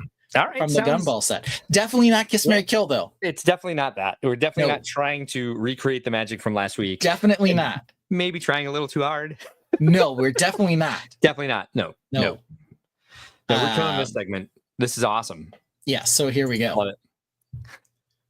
So this is kind of, so we do have the Instagram higher res images here. And it's these guys here, the two teal guys and then the gold guy. Which one do you want to invest in? Which one do you want to, take a closer look at it? Which one are you just like, he's out of here? I have a feeling I know what you want to do, which is get rid of the gold guy. Right? Of course. Yeah. Yeah, because he's the gold guy. Who cares about him? Also, now, then the other two pairs are just teal spacemen, right? They are. So which one do you think is worthy of investing in? Ooh. And which one do you just kind of want to take a closer look at? But he's maybe not a for sure deal. Oh, this is a tough one. Oh, however will I decide? I don't. I'm going to invest in the classic space because I like the hammer and the wrench. Okay, you're a big fan of the wrench guy. It's goofy as fuck that they have the hammer in space, but yeah, I like the classic feel of it, and I'm a little more interested in the coffee break one, I guess. Yeah. I mean, you get two accessories with the coffee break guy, so that's about all you can do. Don't you get a hammer and a wrench with the other one? I think it's just the wrench. I don't think he has a hammer. I'll still invest in that one. But the teal looks awesome, he says. Chris Cummings says it does look awesome. I agree with that. And that is turquoise, isn't it? That's not medium Missouri. It looks turquoise. Chris Cummings says, I'd like to get the gumball machine. Put Stormtrooper helmets on the beach figures. Paradise Beach Patrol. I love that idea. Bam Crestill says, vote for medium Azure. Maybe you did. I don't know. I think these are turquoise is probably the right color. Bam Crestill likes coffee. Coffee and cookie. think that's a coffee and a donut. It's a donut. Yeah. BMAC Attack says, that's not teal, that's cyan, says Wes. Okay. I don't know. I don't know what Wes. color it is. Cyan All I know is that it's a new color we haven't seen before. And that's certainly not cyan. No. Wes. Whoever Wes is. I think Wes is one of his children, so watch yourself. Oh, I thought it was a line from a movie. Sorry, I hate when people First quote of movies. all, I'd also like to see here, wrench is out, teal on, let's fix space. So right here, it's telling us that these are teal minifigures. Alphonse Soup Person says, last week Lego Masters with Stormtroopers and a Lazy Susan. I did love that part. Oh, did you watch? Well, we'll talk about that later. Yeah. Phil Camus goes with kill, marry, kiss. Oh, sorry. That's not the game. That's not a game. No. I don't even know what the game is. It's invest, cancel it. Investigate, negate. Obviously. Investigate, negate, and what? Investigate. Negate. Oh, gotcha. Investigate. Yeah, that makes sense. Yeah. Elgoff says gold. Again, that's not the game. Soup Person says what with the gold? Oh, we already said that. Oops, sorry. Uncrotch Goblin? Uncrotch Goblin. Oh, it is. So that is Wes. Sorry. It is his crotch goblin, yes. Sorry, Wes, but it's not cyan. Yeah, it's not. It is definitely teal. It says so right on the card. How is that guy going to eat his coffee and donut with the space helmet on? We know it doesn't have a visor. That's why he's throwing it. He's so mad. He's like, I can't drink it. It's like, what's going on? Yeah. That's why I want to investigate more. Like, how is this even happening? What yeah, good does the gold this do us? And the gold comms guy, he's just, what's he doing with the walkie-talkie, holding it up to the top of his head? I'm not sure. I get that picture. You can hear it through the vibrations. That's sound physics. Yeah. Well, let's get to one that's maybe more interesting than just 3 classic spacemen. Good. All right. The 2 pirates. Yeah. And then the female Kraken warrior. Do you want both of these pirate men or people or the Kraken? Which one you want to get rid of here? I think the easy kill for most people is probably going to be the male pirate in the middle, right? Did you say these 2 pirate men? Oh, because there's 2 figures in the 2 pirate minifigs. Yeah. Oh, okay. And then the female Kraken warrior. And again, we talked about this. She doesn't take her helmet off, so all we know is she's got beautiful fluttery eyelashes. I'm going to invest in the Kraken Warriors. I already told you it's like my favorite figure from the new ones. Yeah. I'm going to investigate. I guess I'll investigate the female pirate, Camilla, apparently. Camilla. Yeah. Yeah. I mean, like, I thought it was a rock star, which is still hilarious. And I do like, I like the bro pirate a lot, but I'll cancel it just for the sake of getting better pieces. And I'm not going to pass up the pieces of the Kraken Warrior. There's no way. Yeah. I feel like the pirate bosun, he's a little too pirate rehash. At least Camilla's got like a different color, and some nice hair. What are you doing, VMAC? That's not the game. Investigate, cancel. Wait, investigate, negate. No. Investigate, negate, invest. That's where he's going with. So Alphonse Superson says the spaceman is 107, bright bluish green, bricklink dark turquoise, common name teal. See, there you go. So I guess we're all sort of right. Thank you. The only thing that I didn't see on there was cyan. Sorry, Wes. Whoever Wes is. Yeah, whoever Wes is. Wes said hello to me every time he saw me at Brickworld Indianapolis. I should not be mean to Wes. Wes is a very nice kid. Elgoff says kiss, kill, kiss, marry. Nah, it's not the game, Al, but he's getting rid of Camilla. Yeah. I wonder what is not liked about Camilla. Maybe it's because, and I don't want to speak for Al, but the pirate bosun's perhaps more reusable. Though I think you could get an entire army now of like the tan colored suit coat people if you got a bunch of Camilla. She's not like, doesn't have the weird woman's hip shape that sometimes Lego tries to do. You can reuse this torso for anything. Can I tell you something weird about the Kraken Women Warrior? pirates are useless? Whoa. All Hot take right. there, Al. Okay. All right. Chris Cummings says the Kraken Warrior helmets remind me of the Doctor Who Ice Warriors heads. That's my question. Why does it look in the lifestyle shots like they're bronze? And this looks like it's like reddish brown. Sure. Reddish brown. Yeah, Yeah, brittle, probably brittle. reddish brown here. Boo. Camilla is giving it's Britney, bitch. Hey, a little bit. She's not. She's got a pistol though. She's not dancing with knives. Why do we have to wait another year to meet Jazzy Viking Bricks in person? This is I know. unfair. This is I know. unfair. Philip Camus says, investigate, negate, invest. Hey, look, he's playing the game. He got it. Philip Camus understands the rule. And I agree with that that assessment there. I agree with those answers. Yeah. Plus, we're being gumshoes here, so you got to investigate, right? That's part of this whole thing here. I don't know why the bosun pirate's name is Will. Maybe they were thinking, oh, this is like a silly play on Pirates of the Caribbean or something. But the Kraken Warrior just becomes female Kraken Warrior. She doesn't get a cool name. No. Brickbelt Lab says, definitely looks like Michael Jackson's outfit. That's why I think it's a rock star. Okay, it's the a little gold, bit. The gold pauldrons are like, oh, The gold epaulets with the suit coat. It's Lady Gaga's homage to Michael Jackson. That's what that figure is. Pirate Lady Gaga dressing up in homage. Pirate Gaga Jackson. Yeah. She's apparently the Admiral's daughter. I didn't know that. Lady Gaga? No, Pirate Camilla.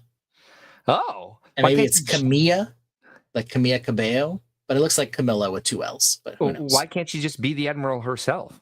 Why not? Good question. We know Al Goff's got a problem with that, but the rest of us are probably fine with it. I don't know. Yeah, but the Kraken torso is very cool. I like that it looks kind of leathery, like maybe you would expect more so for a sea faring group. Would have been cool if they had a different sword other than the cutlass, since we're already getting one with the pirate bosun. Yeah, but now you're just being picky. It's a cool figure. You're right, I'm being picky. Yeah. Put another sword in its hand. All right, here we go. Now what are we doing? We got the male Griffin Knight with that sweet helmet, that sweet torso. We've got Elton Elephant. That's apparently, he's actually got a name. Once again, the Griffin Knight is just male Griffin Knight. And then we have the male Kraken Warrior. He at least got his helmet taken off so that you could see his eye patch. Not even going to say it. Oh, you. Al says you would have gotten an FU if you would have made me pick between 3 male pirates. All right, I see. I'm investigating, negating, investing. Okay, so you're a bigger fan of the Kraken than the Griffin, which you've already kind of alluded to. Do you like the color way better? Do you like the Kraken itself? What's drawing you to those guys? The character is it tells a story I haven't seen in Lego before. It's a seafaring faction that is, it's just cool looking. It's intriguing to me. I want to tell a different story with it. It's transcendent from anything else Lego has done. And I think I can see a story for it. I can see a life for these characters and want to build something that they live in. And those are definitely reddish brown helmets and not bronze. Yeah, I don't know they are why they look so reddish bronze. Yeah. The knight's cool. I like the shield. I like the griffin pattern. I'm going to need a couple for my build. I don't know, man. Gosh, we don't talk about color and lifestyle shots, but looking at the helmet and the lifestyle shots, it looks silver. It looks bronzish. I know, right? It's so aggravating. These high-res images are showing that it's just reddish brown. That is very aggravating to me. As far as the so VMAC Tech says, kill, marry, have fun with. Algoff says, investigate. He's killing the Griffin Knight, man. Invest, negate, investigate. Thank you. Which is, I said opposite for the I words, but yeah, negate that stupid Fabuland wannabe. If you're not going to give us a Fabuland figure, don't fake it. Brick Built Lab says, investigate, negate, invest. Same, brother. Thank you. I guess I'm more on the Griffin side just because I feel like I'm gonna be able to use that torso for so many other things. And I love the new shield shape. I think it's fun. I do accept your apology. Give me more of those. Let's see here. The Kraken shield gives me James Bond villain vibes, or a James Bond villain symbol. Yeah, and that's not negative. That's fun. Very well could be. Yeah. I mean, I think the colors on that are very interesting for sure. Phil Camus says, investigate, negate, invest. Same thing. Likes those Krakens, apparently. Me too. Jesse Viking Brick says, I'm marrying the Fabuland hoodie. Okay, the hoodie itself. I thought you said hood. Like you can get that head in other sets, actually. Yeah, the hoodie's cool. Yeah. I'll probably get one. But I'd negate it. I'd be fine without it. All hail the Zelda shield mold. Agreed. Mm-hmm. They're putting that on a snake figure as well from the 3-in-1 castle. I don't like the snake design nearly as much as this griffin. This griffin's very classic castle shield type look. So I very much appreciate it. I like the printing, like you said, the chainmail. Yeah. That is sexy chainmail. The fact that it goes below the belt and it has like a full it has a full knight's armor. There we go. Yeah. And this same color combo is kind of what was very popular. They had those black or the crimson colored falcon guys in the Build-A-Mini section. This chainmail is very reminiscent of those guys. All right. So sorry, I like it. Sorry to interrupt your diatribe there. Wes is back, and he insists that the helmet color is copper. So roast him. Well, I'm not going to roast him because he's not wrong. Yeah, I'm not sure he's wrong at this point. It's so hard to know. It's definitely copper in the lifestyle shots, but tell Wes to look at this image. Look at the screen right now. Yeah, that is not bronze. That's reddish bronze, bro. I mean, like, granted. Sorry, we know this. We know this very well. I can't even find it. Maybe Ben will get there before I do. But it should be at the top. You got it. We don't do this. We don't do that. We don't. However, I'm sorry. That's not a pearl color at all. There's nothing metallic about it. It looks flat. It looks like something from the regular list, not the special list on Bricklink. Which is crazy because the other helmet that they've done is pearl dark silver. Is it pearl dark gray, like this titanium color on it? Yeah. They're already doing it in pearlescent colors. We called that gunmetal at in the Legoland shop. Okay, I like that. So it's not like they're incapable or don't like that colorway, and it's just the plastic. I get it. They could change it to whatever they want, but I think it looks copper in all of the pictures of the product. It just doesn't on this particular high res photo here. I like that you dismissively like calling it gunmetal. So I do like calling it that. I'm not dismissive. Jeez. Okay, Brickbuilt Lab says the Pegasus Shield and Friends as well. Yes. I'm assuming that he means the Hyrule shape. Yes. That's what got us confused from New Elementary last week, remember? Or 2 weeks ago, or whenever the hell, a month ago. I don't know. Yes. Yeah. Why are they showing this Friends Disco Tech record store, whatever Yeah. What's it? Whatever that thing is. Egg salad is this chicken salad in the past? Any idea? Nope, no idea. Reddish brown leather look. Yeah, sure, fine, but don't show Ben. I guess it can be leather, but I would rather it be copper. Quite honestly, why are you wearing a leather helmet to battle? Hold on, I've got it right here. I have to stop my screen though. Stop screen, share screen. I'm gonna bring this bitch up because I'm pissed about this. If there was a rant this week, let me tell you right now, this is what we'd be ranting about. Add to stage, remove from stage, add back to stage. Look at this. No, actually, now that I look at it, it looks copper.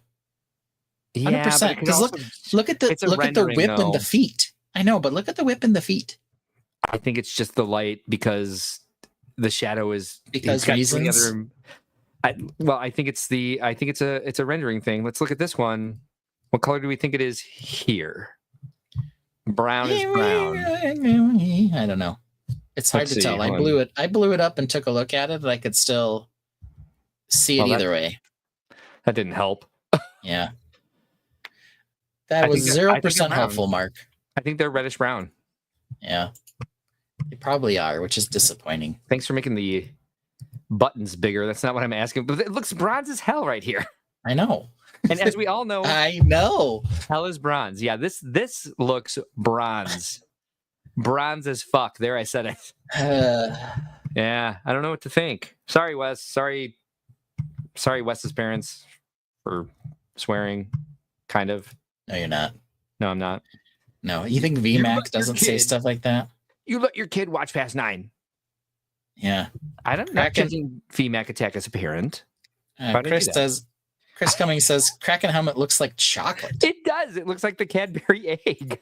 That is what Jazzy Rankingsbrick said. Yeah, a little bit. Definitely different from his leg color in those pictures. Yeah, but that's why it's so confusing as to what color is the right color on this. And that's why in the rendering, I was kind of like, yeah, maybe it was like the shadow, maybe it was the render engine. But in that one where he's standing in front of the vending machine, it looks like a completely different shade. Yeah. Oh. Okay. I only have one more because, how much could we really milk this? All right.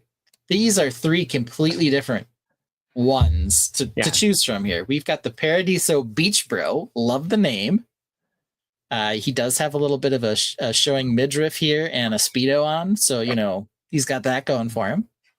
Then we've got the fan designer, Rob, apparently is his name. And then we, of course, have your favorite, Mr. Gold Blaster Classic Spaceman. So Rob is the fan designer. All right, so who's the woman with the she's the idea designer, whoever she is, she's nameless. She's just okay. Idea designer. She does have an idea shirt on though. Okay.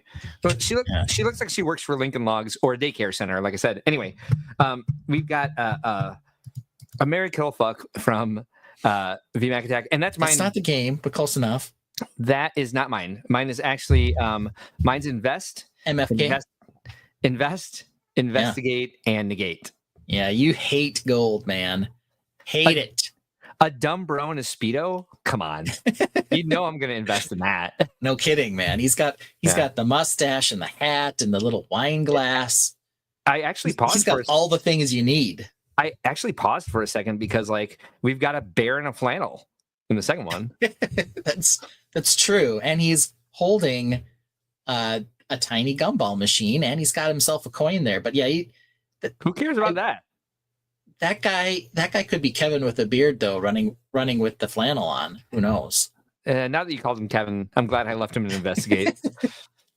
You're welcome. Yeah, the Paradiso guy, 100%. Philip Camus doesn't agree. Yeah, Philip Camus says negate, invest, investigate. Interesting. She's the 10% correction designer. Gotcha. That's a good name for her. That's her name. Yeah, the 10% correction designer. That's why she has the Ideas logo on her thing. Sure reminds me of a Trapper Keeper. Which one? The Paradisa guy or Rob, the fan designer? 100% the Paradisa guy. Tell me if I'm wrong, Jazzy Viking Bricks. But you know what? I'm not. I'm not. I do like that he's got sort of the muscle tank because it's too short, and the Speedo. I mean, I think that, and I do love that he's just called Paradiso Beach Bro. It's not even just a Speedo. Look at this. Look at this view. It's a thong. He's in Brazil. It is. Brazil, and it is a little interesting. Yes. Right up his butt there. Yes, of course, she says. Of course, you're right, Mark. Chris Cummings says this live stream is like watching Dynasty while my parents are asleep. Oh, this is tame. I need that belly shirt for my sig fig. Yes. Yes, you do. Yes, you do. I don't disagree, actually. I think that'd be amazing. Jesse Viking Brick says that Lego butt. That's right. Check out that butt. Check it out. Check out that butt. Yeah. Well, see, that's all I got done because, travel. But we did meet Cinder, so, wasn't a total waste of my time, at least. Dude, that was awesome. Like you described him perfectly. He is so malleable. Yes. He's so sweet. He's a very sweet cat. You guys really hit the jackpot there. Yeah. All right, you ready for this? I am ready for this.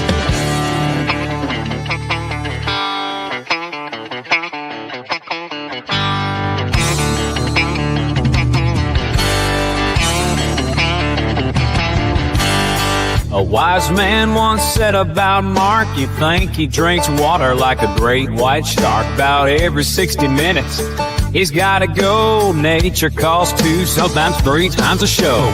Hold the stream, he'll shout and dash. The show is live, but he's off like a flash. Instead of telling him you hold the string, Ben provides cover, the perfect team.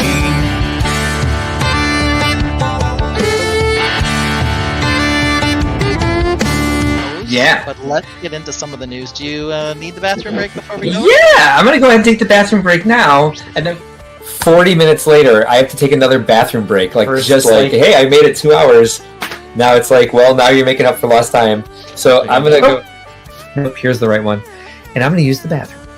Of course you are. You're gonna go. Why don't you start with those? Because unfortunately, I have to use the bathroom again already. Cool, go do it. What's it called? What's BPH? BPH. Ben plays a tune 2 minutes long, while the Tainted sing along. Keeps the show rolling smooth, no rush. Mark mutes his mic so you can't hear the flush. Mark is muted, so let me unmute him. The reason I mute myself before I go is because I like to keep listening to what's going on, but I don't want everyone to hear me pee. Yeah, I managed. It's been 60 minutes since I last went, so I'll mute it and I'll be listening. Fair enough. Yeah, I'll be listening to me. Hey, Mark's gotta go. No interrupting the strange flow. He'll be quick, won't take too long. He'll be done by the end of this song. Hey, Mark's gotta go. Mark's gotta go. Hey, Mark's gotta go.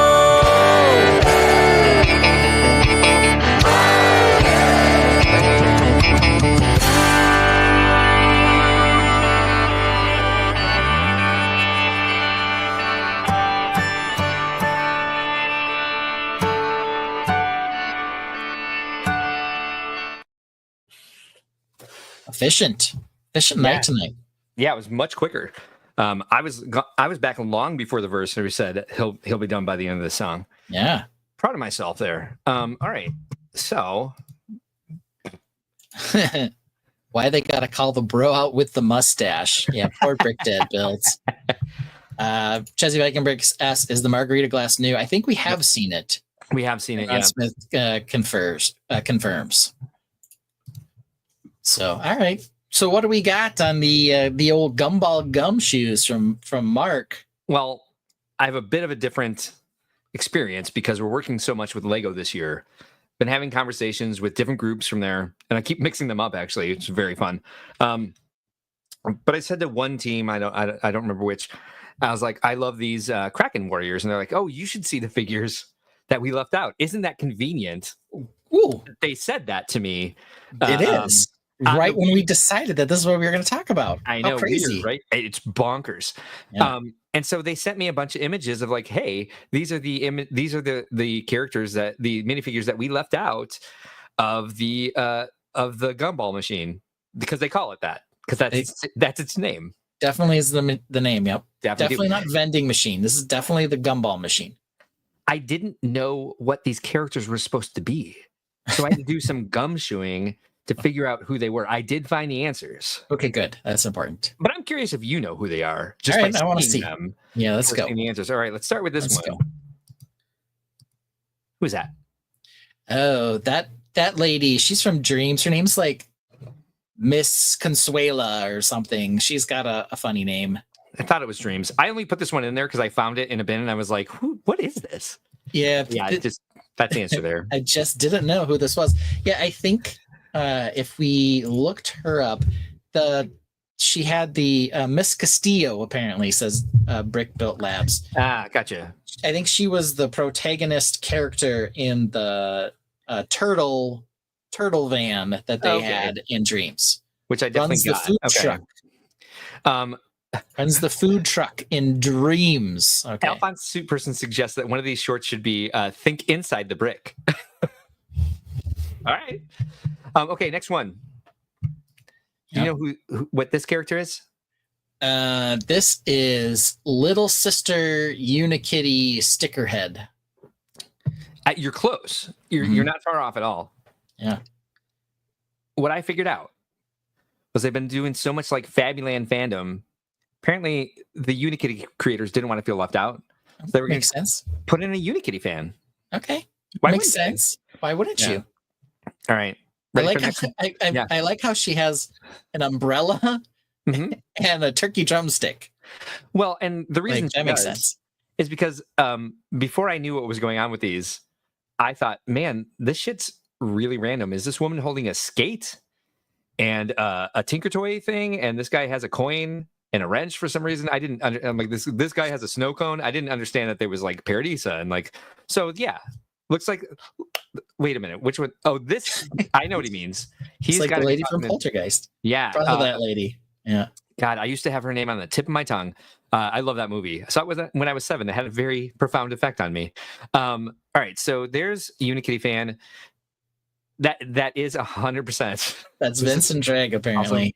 Unikitty fan, VMAC attack. I found parenthetically in their notes. And who is this? This is Elephant Tutu Dance of the Sugar Plum Giraffes fan 2. Good call. I almost put the sugar plum giraffe in here. Yeah. But it's you're quite close. You missed one thing. Yeah. That's the fairy elephant ballerina. Ah, she got wings, man. She got wings. How did I not see the wings? I don't know. You were so close. Would you have taken this over the Fabuland Ellie? Would you have taken that instead of this? No, because I have this in my house right now. Okay. You already have one. Yeah, for some reason the female Fabuland fan had a male name, Elton Elephant. I was like, okay, fair enough. Yeah, all right, whatever. She cosplaying. Whatever. What was the other one? I don't know. You didn't bring one it was up. the elephant, and the other one was the bear. Okay. Yep, bear. Mm-hmm. You got it. You're right. All right. So who is this one? Angry Cat Lady. No, this girl. She does have whiskers. She does have whiskers. I believe that torso is a scuba torso, and the legs I think are a fortune teller. I'm not sure what the hat is, but I'm gonna go with Cat Scuba Fortune Lady. You're so close. You're actually so close. And so it's not. I don't think it's the scuba diver. I think it was one of the surfers. Oh, okay. Which we've had as many surfers as we've had snowboarders. Pretty close. So just before we get to the answer on this one, apparently Miss Castillo is in a big cottage set. You got that part. Oh, the stable of dreams creatures or whatever. Of dream, yeah, exactly. VMAC Tech says that's me and wait. We got that one. Yep. Landufab Humphalant. Yeah, I like that. All right, Landufab Humphalant. All right, that's a great name. Love it. And I was able to read it in 2 tries. I saw this from the grocery store the other day. The embodiment of Tanya. Yeah, exactly. Okay. No, this character is very specific. Her name is Wetsuit Bohemian Cat Whisker Girl. I like honestly, I found it at the end. I found it in a tub this way, and I was like, who did this? Yeah. How about Granola Surfer Karen? I like better. Definitely better. Yeah, I think that is her name. If I could edit the slideshow in real time, I would, but it's live. Yeah. Unfortunately, I can't. I'll tell you where this bin came from, by the way, because like I said, I have very few minifigures in the house. Very random, yeah. This one? Oh boy. That is creepy as fuck. Yeah. Is this guy's name? The shirt is definitely Han in Carbonite, or Han from Return of the Jedi. The panda. I'm sorry, these are exclusive minifigures. Oh, sorry. What are you talking about? Sorry. Can I go with bear shirt panda fuck creep? You're at Panda. Close. I like that. Panda. That's really good. Yeah, Panda is again brilliant. I should consult Jazzy before I make these. We got to get Jazzy in on this. You're actually very close. The name of this character, it turns out, is the character in the horror movie that invites a bunch of people to an island, wears a mask. The people vaguely know each other. Death ensues. Yes. Yeah. I would. Yes. Like I said, the fuck creep for sure. Undead Baka Panda. Undead Baker Panda. Oh, I don't know who that Baker is. Panda. Okay. Yeah. Undead Baka Panda. I don't know why I thought he was talking German. Panda Solo. Yeah. Panda Solo. Yeah. All right, love it. All right, and Pan this one. Solo. Why did I think that was German? I don't know. Because there was no hyphen. But at least I, Undead Baker Panda. at least I committed. Okay. You did. This. Oh boy. Okay. He's bald, which is unfortunate, and he has the snaggletooth. Hey. He's got the what? What's wrong with being bald? There's nothing wrong with it. I just felt like he could. Bald he is sexy could- as fuck. You said it was unfortunate. Because we get one less accessory with him. It's a Final Duh. Destination stuffy. Oh, I see what you mean. That is unfortunate. You're right. Yes, if he had a hair piece, then we get another piece to go That with was it. very unthoughtful of me. Of them. Of them. Max says this guy's name should be Maul Bunyan. Maul Bunyan. That's not bad. Panda, James Panda, Agent Quadruple Zero. He does have an axe, which I like. He's definitely like the murderous next door neighbor with the snaggletooth. I think he's like, this is what I would go with. He is the next door neighbor who's secretly a serial killer. Though if you saw that snaggletooth, you should have known that he was a serial killer from the start. That is a great guess. Chris Cummings thinks it's the neighbor trimming shrubs with an axe, of course. Lab says pre-coffee Bob. Okay. Not a bad one. Jack. Jack. Yeah. Oh, so his name actually is Viking warrior with a day job. All right. Yeah. Okay. All right. Yeah. Okay. I would say this is sorry. This Uncle Chop Chop. Uncle Chop Chop. That's what we called Jack from The Shining. Yep, good call. Good guess. This is definitely this is Cannibal Princess Mermaid.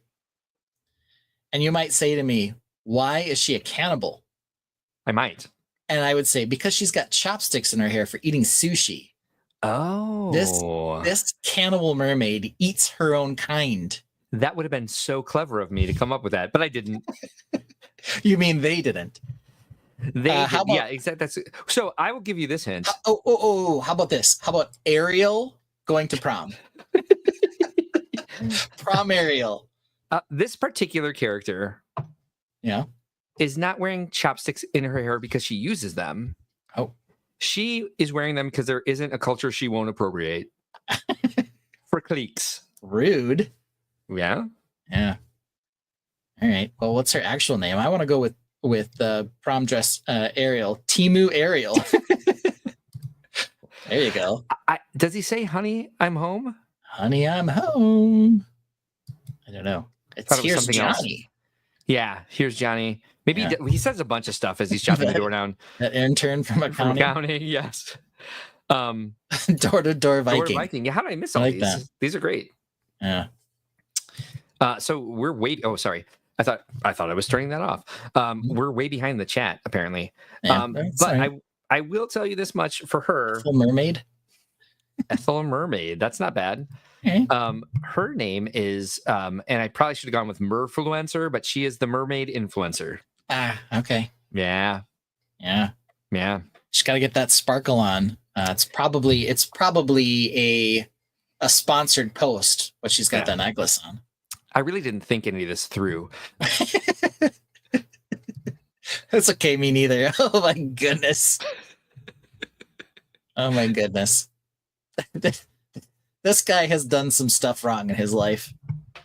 Look at this. Ginger Sokenbush. I feel like you're trying to lead me one way. Oh, I might have been. And I shouldn't bite, but I'm going to. Oh, okay. First of all, is that chest a sticker? It is. The torso? It is. Where'd you get this sticker torso? I don't remember, but I do know that I found it once on Bricklink, and it is an official Lego torso. I don't know why it's a sticker. Okay. I can't remember. Is it from I didn't have time to look it up. Set based on the coloration? What did I just tell you?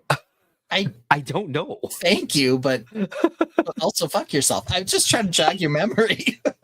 Can I do that? Not enough AI complaints. Yeah, right. That would have been so much easier if I could have just been like, make me this figure because I want this.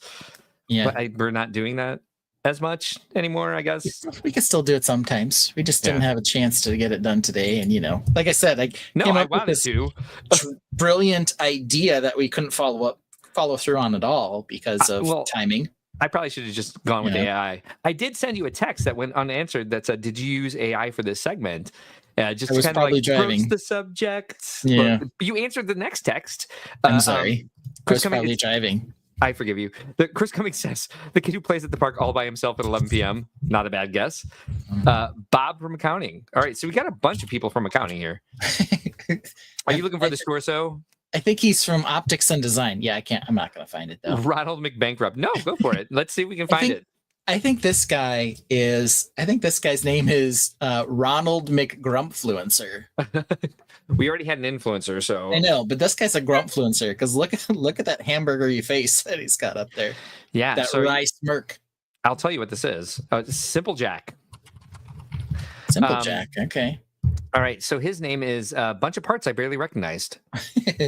I already found the torso. What is it? Its name is Torso Scarf Yellow Stripe Pattern Sticker.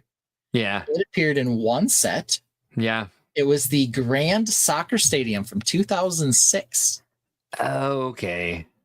The very, very long-lived soccer sub-theme that didn't sell in the States. 7 sets. Yeah.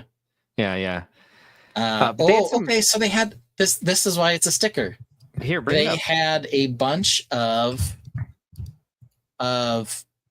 blank torsos, and then you could decide what team they wanted to support. Okay. So let me share my screen, and then you could put different torso combos on here. So, for example, here's the soccer fan who is blue and white with the red scarf, and then we had the soccer fan who was red with that one, and then they had the generic plain white torso players that you could put stuff on. So I think they are going to have a sticker sheet already. So they just kind of went crazy. When I found it, I was like, is he a rugby fan? I'm like, I couldn't remember. I knew it was something. The scarves. Yeah, I knew it was something that was like a one-off. I knew it wasn't McDonald's. I'll tell you that. So this guy's number 9, apparently. But otherwise, number 7. The face I think is from Agents or Alpha Team. It's like one of those characters that like this was only printed once. Can't really see it. You know okay. This face is terrifying. Let me see. I have a suspicion that this face was like one of the NBA player figures. Like that's what I feel like. I don't think you're wrong, actually. Yeah. All right. Well, we found it. You really didn't recognize. Yeah. What a weird ass figure. And then I got that Grand Soccer set, but missing that fig with the scarf. Oh man, you're probably just missing the sticker sheet. And where did I get the dark orange hat? Good question. It's a nice hat. I think they did have that in the Lego Movie 2. Is that the one that has the sharks and submarines or is that the first one? No, it's the second one, right? I don't know. The second one starts. No, not Lego. The Ninjago Lego Movie. Oh, okay. Yeah, I think you're right. Actually. Yeah. So they had the orange one on there.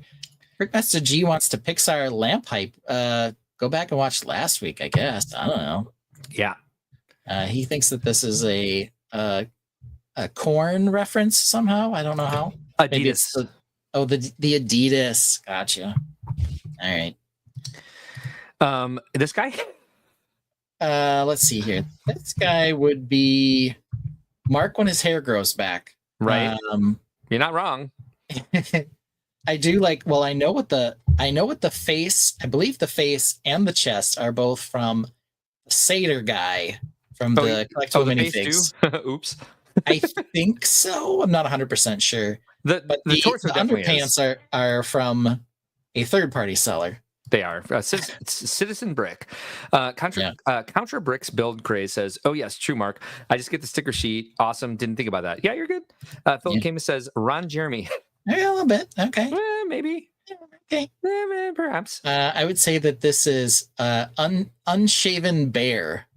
You're a little too muscular for that, though. But bears can be muscular. You can muscle cubs they call them. Right. But yeah, this is just tidy whities, bro. Okay. Yeah. All right.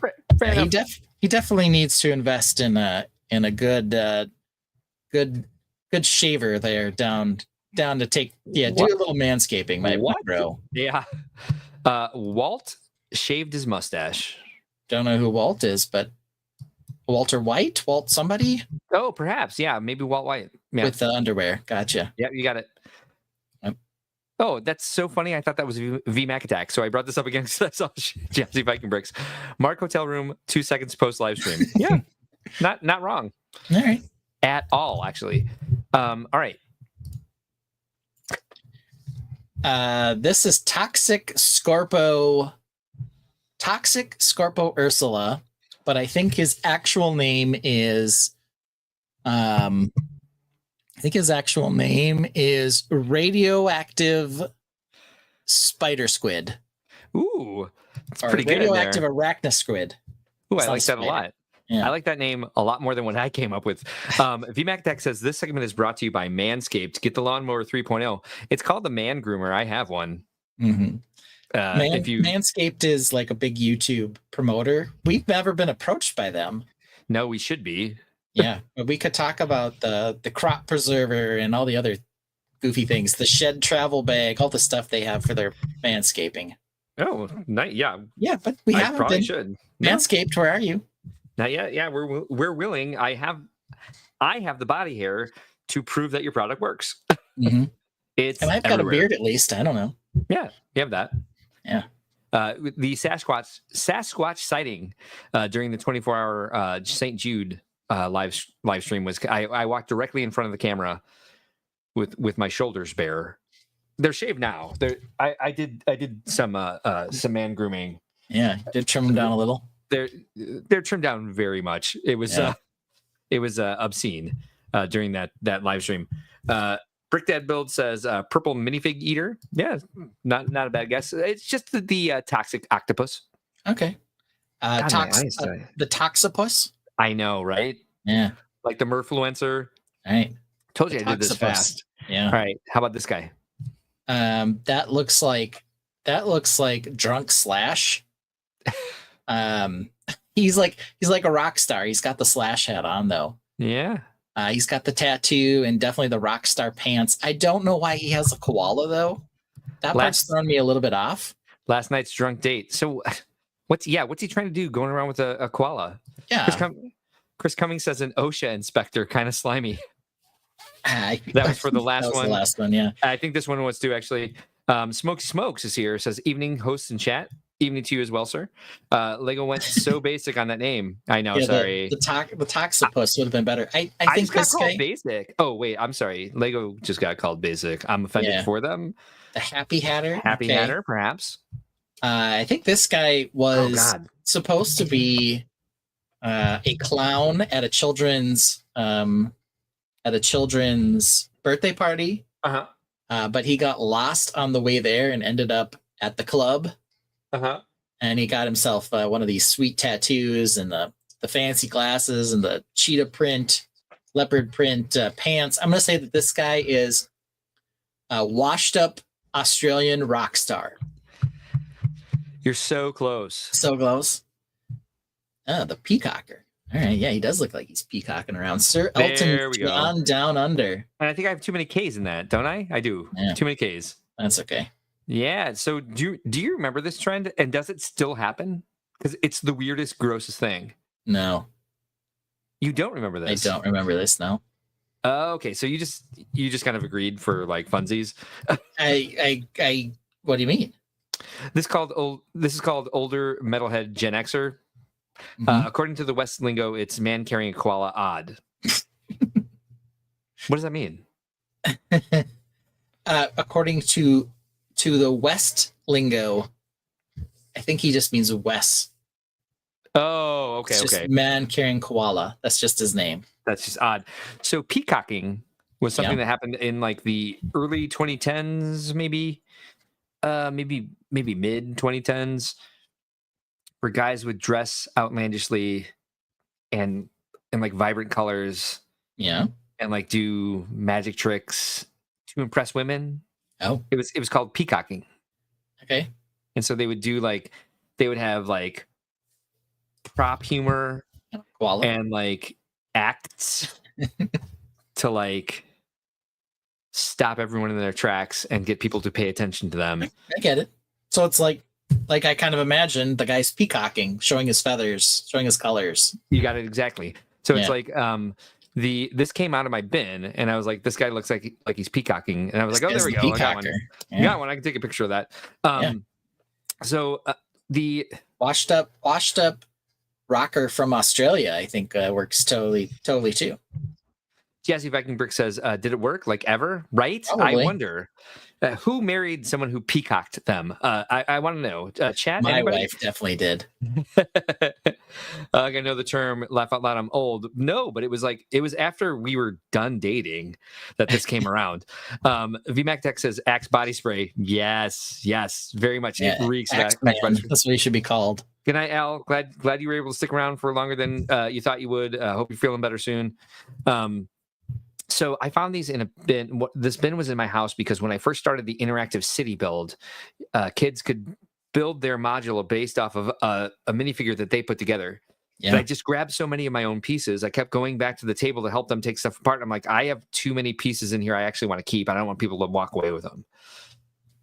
And so I kept like grabbing them and being like, okay, let me get these pieces apart. And somehow somebody would find the bin of the pieces I wanted to keep and leave me with the ones that I was like, go ahead and leave them out in the display.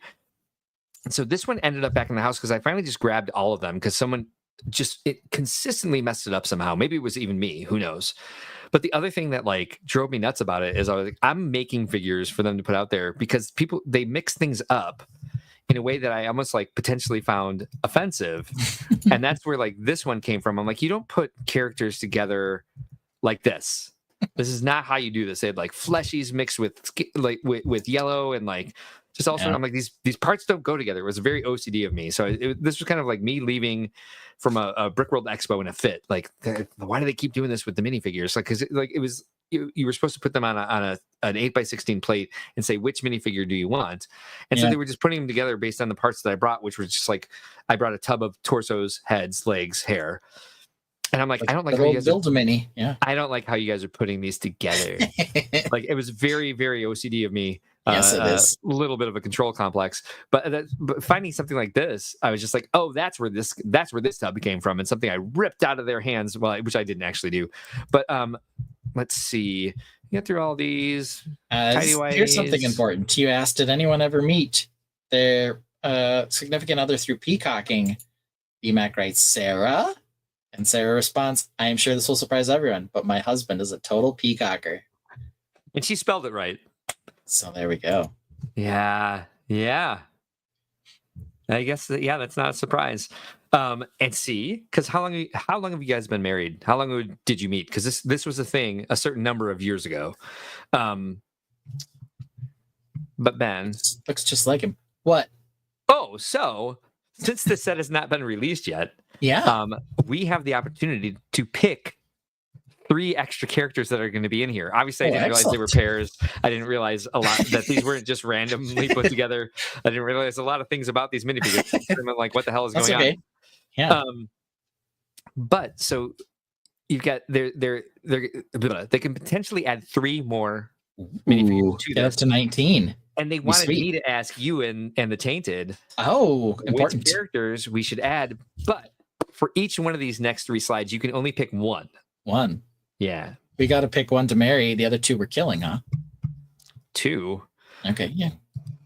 Unless it's just, oh.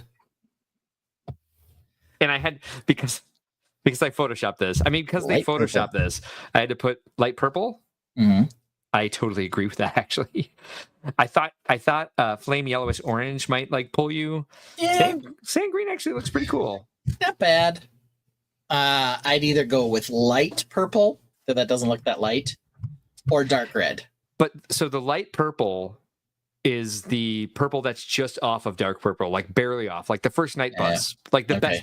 It is the best purple that they barely have any parts made in. Yeah. Brick Built Lab says dark red. VMAC Tech says 3 years. What is Wednesday? 3 years on Wednesday. Hey, congratulations. 6 years to get her. So yeah, more recent than I thought. Peacocking was a thing. Dark red. So that would have been 9 years ago, I think. Dark red, as we got 2 votes for dark red. Philip Camus says dark red. 3 years wed. 6 years total. Should we poll this one? The only issue is with that the dark red maybe should win automatically because it is the one most likely to end up with a giant crack in the visor. That makes it more classic. Though? I'm gonna go ahead and poll this one. I don't know. I've broken so many dark red and reddish brown things. It's just crazy. And dark brown too. It doesn't do any better. You know which one? You know what I break the most of out of the dark colors is the 1x1 tiles. Yeah, 1x1 tiles. Insane because they're so rare. 1x1 tiles. I also break large plates quite frequently in brown, and then even the ones that aren't brittle, cheese slopes, I break too somehow. I don't know. I mean that's the thing about like what I went through this week with trying to get that together for the tree.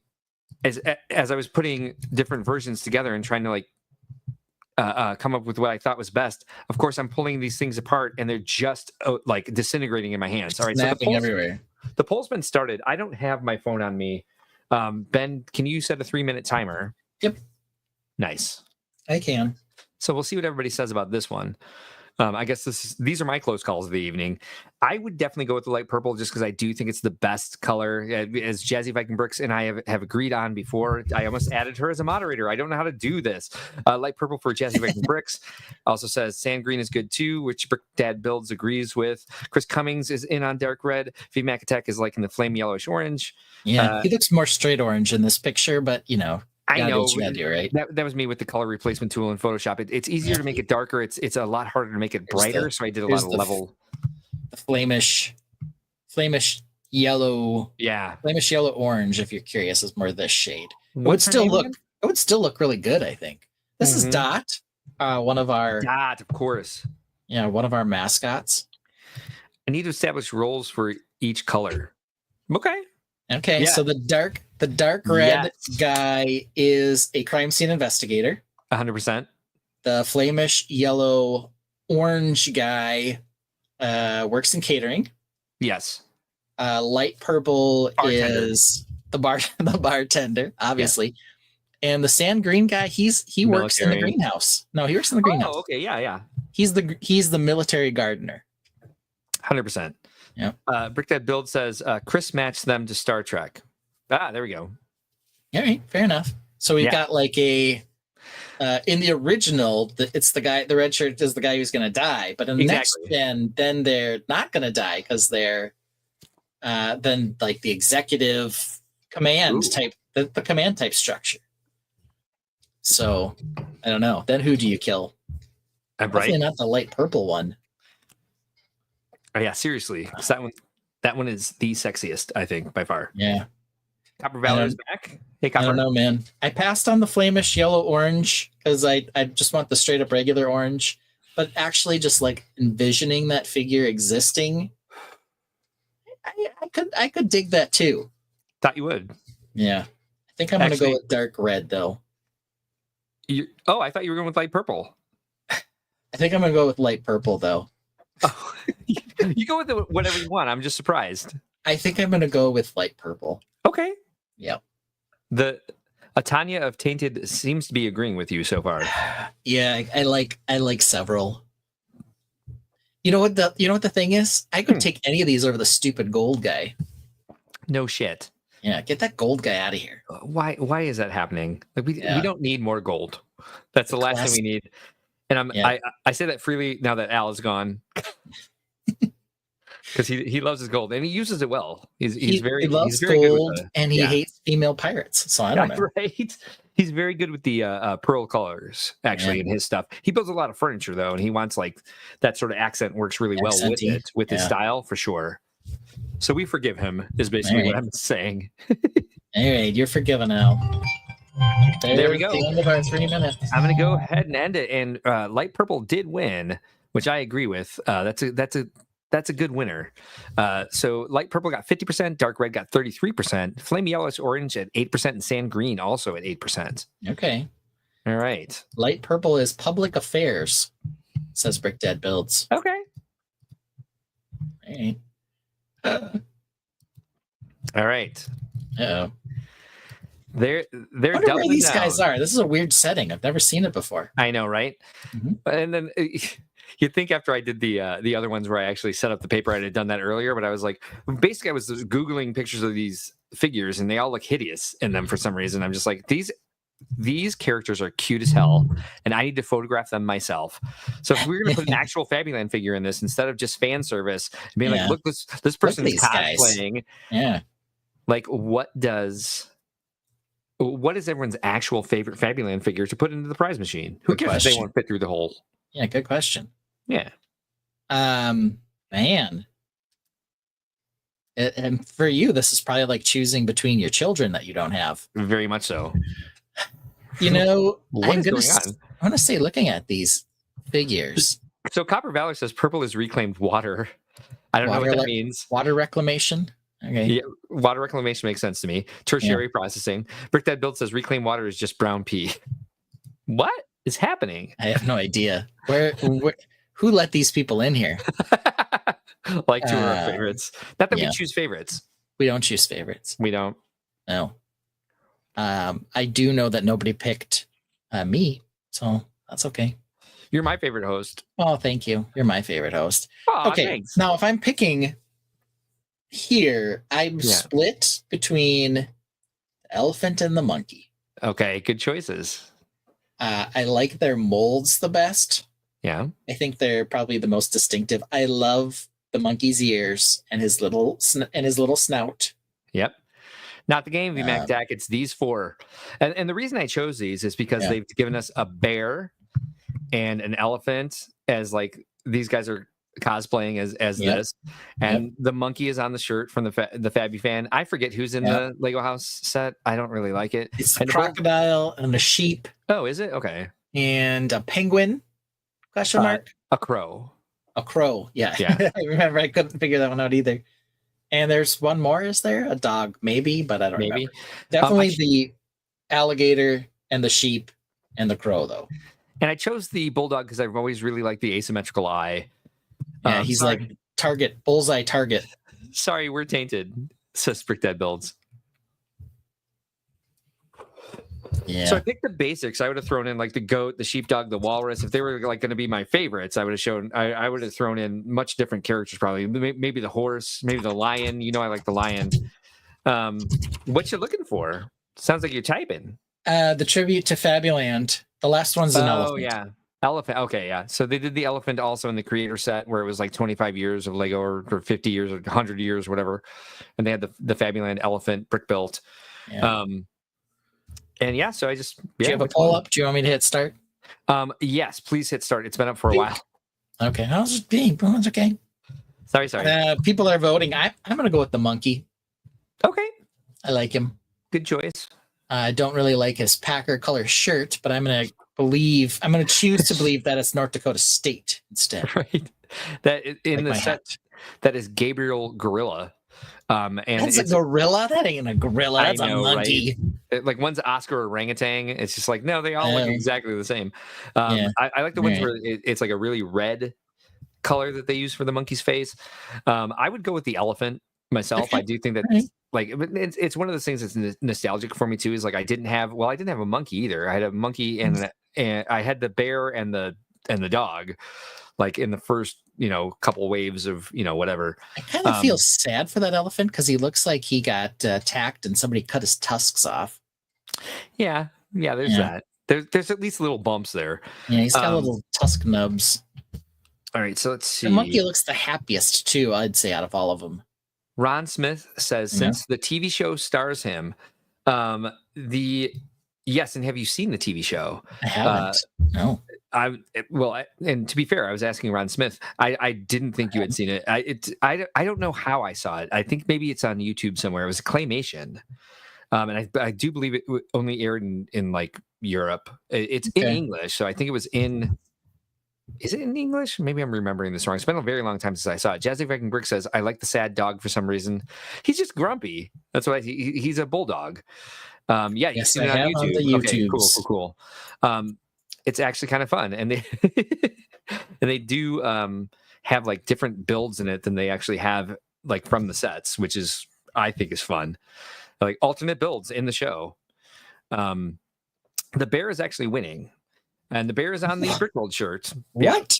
It is I do love the Brickworld shirt, though. I'll give some benefit there. But come on, guys, that monkey, look at him. I know, monkey's very cute. I think the bear gets a bad rap, especially the black bear, because I think the black bear was only in one set. Bruno Bear's garage, and I think there was maybe there was a monkey in that one too. Maybe it was two bears, Bruno and Barney Bear's garage or something like that. Yeah. But I think that's an excellent design. I think they're very cute. But I think the elephant and monkey are, first of all, they're more exotic. Brick Dead builds. I have the timer, my friend. Jesse Brick says, "Oh no, are you saying I'm trauma bonding with the bulldog?" Maybe. Perhaps. I also want to state, and I know we talked about this earlier, in the Lego House Fabuland tribute build. 3, 2, 1. Okay, pull over. Bear wins. With that, he's wearing like a flight helmet in red. Yeah, the crow. Yeah. He's from the airport set. It looks so much like a red stocking cap. I was just like, oh, this dude's Chilly Willy. He's a Chilly Willy wannabe. He's clearly a penguin. No, he's a frickin' crow with like a leather flight cap on, which is just weird. So many people have sent that to me, and I'm just like, I'm not interested. Like, I love Fabuland, but I don't think this is a great set. Even if Marcus design that? I think he was one of 2 designers. Yes. I don't think it honors Fabuland very well at all. All right, so I went ahead and started the poll, so you can start the timer. Okay. So last one we get, which definitely fits through the hole and fits into the ball. 100%. 100%. Giant troll. This one's not even close. Lavender. Give me that lavender troll. I agree with you 100%, of course. Sand Blue second, Sand Red third, but Lavender 100%. Sand Red looks naked to me. I mean, I know they're all naked, but it looks like flesh. Yeah, he looks too naked. Versus the purple and the blue one, which look less naked somehow. It looks too human almost. I think it's the problem. It's too close to an actual flesh color. So VMAC, that's not the game. I like it as the game, though. Yeah. For this one, for sure. I like how you recolored their cod pieces too. I just noticed that, and I was like, I couldn't see it in the way I was doing it with the sun out. Yeah. That was one of the pieces that was supposed to be in one layer, and I must have trapped it. I must have merged too many together. Because I did do that, didn't I? Oops. That's okay. I actually had bronze and silver armor, and they all 3 of these colors look better with silver than bronze. So yeah, there we have. Yeah. Photoshopped these. So These are AI. I've got a sand green troll, right? I think that's the color they came in. Did they come in any other colors? Dark tan. That was going to be my other guess. Yeah. Okay. And I think they came. I think there were 2 versions. Cool. 2 versions with dark tan. Wait, no. Actually, let's look this up. Because let's do that. The first one was dark tan and bronze, and I think there was one that was dark tan and black, but I think the sand green had black as well. So let's see. Minifigure. Oh, this is a minifigure. Yes, fantasy era troll, dark tan with copper armor, dark tan with black armor, black sand green with black armor. Okay. Yes, they're very very cool minifigure. Sand green looks figs. Sand green was very cool. Yeah, I would say the sand green one of the 3 is the best. I like. And if I'm choosing between the 2 versions of the, oh man, the black one's got the one that's got the black armor. Yeah, I should probably put these on the screen because yeah, that's how we do this. Well, Sand Blue's running away with it, so Sand blue. Mm-hmm. Man, people. Man, people. Man, people. Okay, so this guy here. Mm-hmm. And yes, I know I gotta blow it up. He's got like a bunch of the troll logo. He's got like a troll logo tattoo. Yes. So he's very cool looking. Agreed. And then the sand green one matches kind of the color that they were doing the trolls, the Fantasy Era trolls in at the time. Yeah. There was our timer. The dwarves, yeah. The dwarves, yeah. Yeah. And then here's the last they're one. orcs. They're orcs or something. Oh no, that's right. This was a giant troll. The other ones were trolls in the sand green. Hey, riff for a bit because I really have to use the bathroom. Bye. Sure. Sorry. Sure. This one, compare this one here to the first one we just looked at. He's not nearly as exciting. He's got copper armor, and the copper color was sort of new and novel at the time.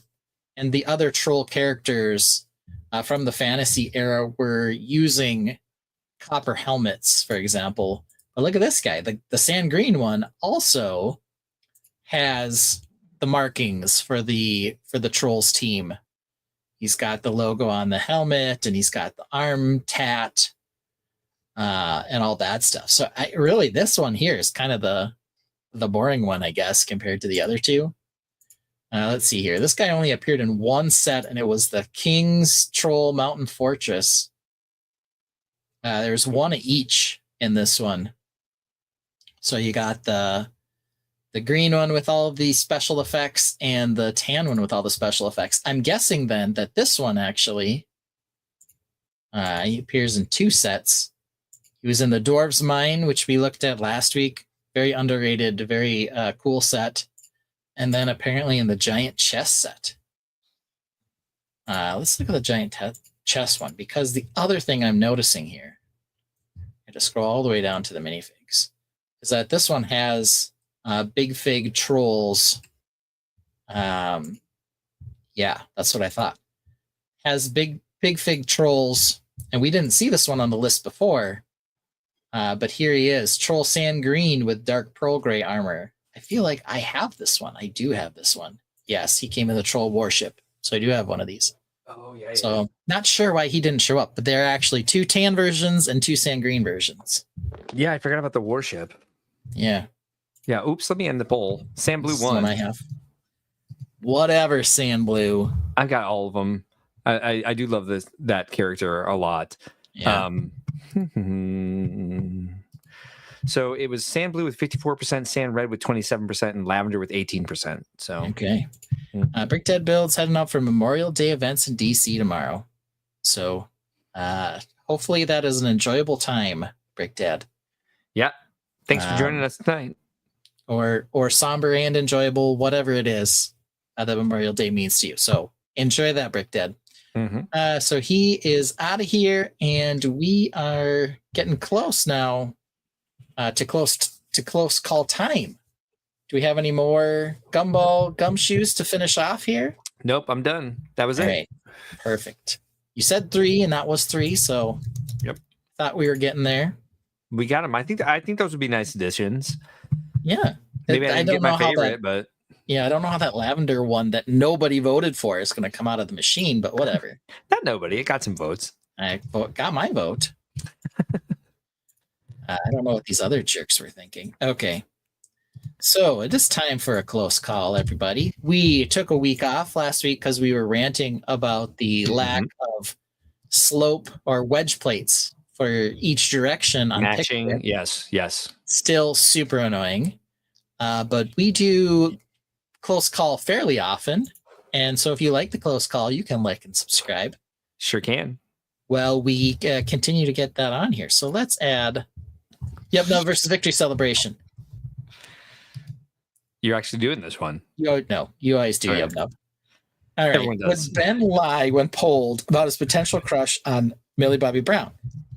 2 answers. My answer, which was no, it's really just the algorithm. Or duh. Which I believe was winning from the aspect of you said, do you believe Ben really has a crush on Millie Bobby Brown? Now that I have said no, it's the algorithm question. Was I just lying? This is definitely different than Mark's question about whether or 100%. not I had a crush on her. Almost This the is what I opposite lie question. about. Yeah. Yeah. Yeah. So good that's call. important to know. And where did I find these pictures? I didn't have to look that hard. They're all in my saved folder on my drive.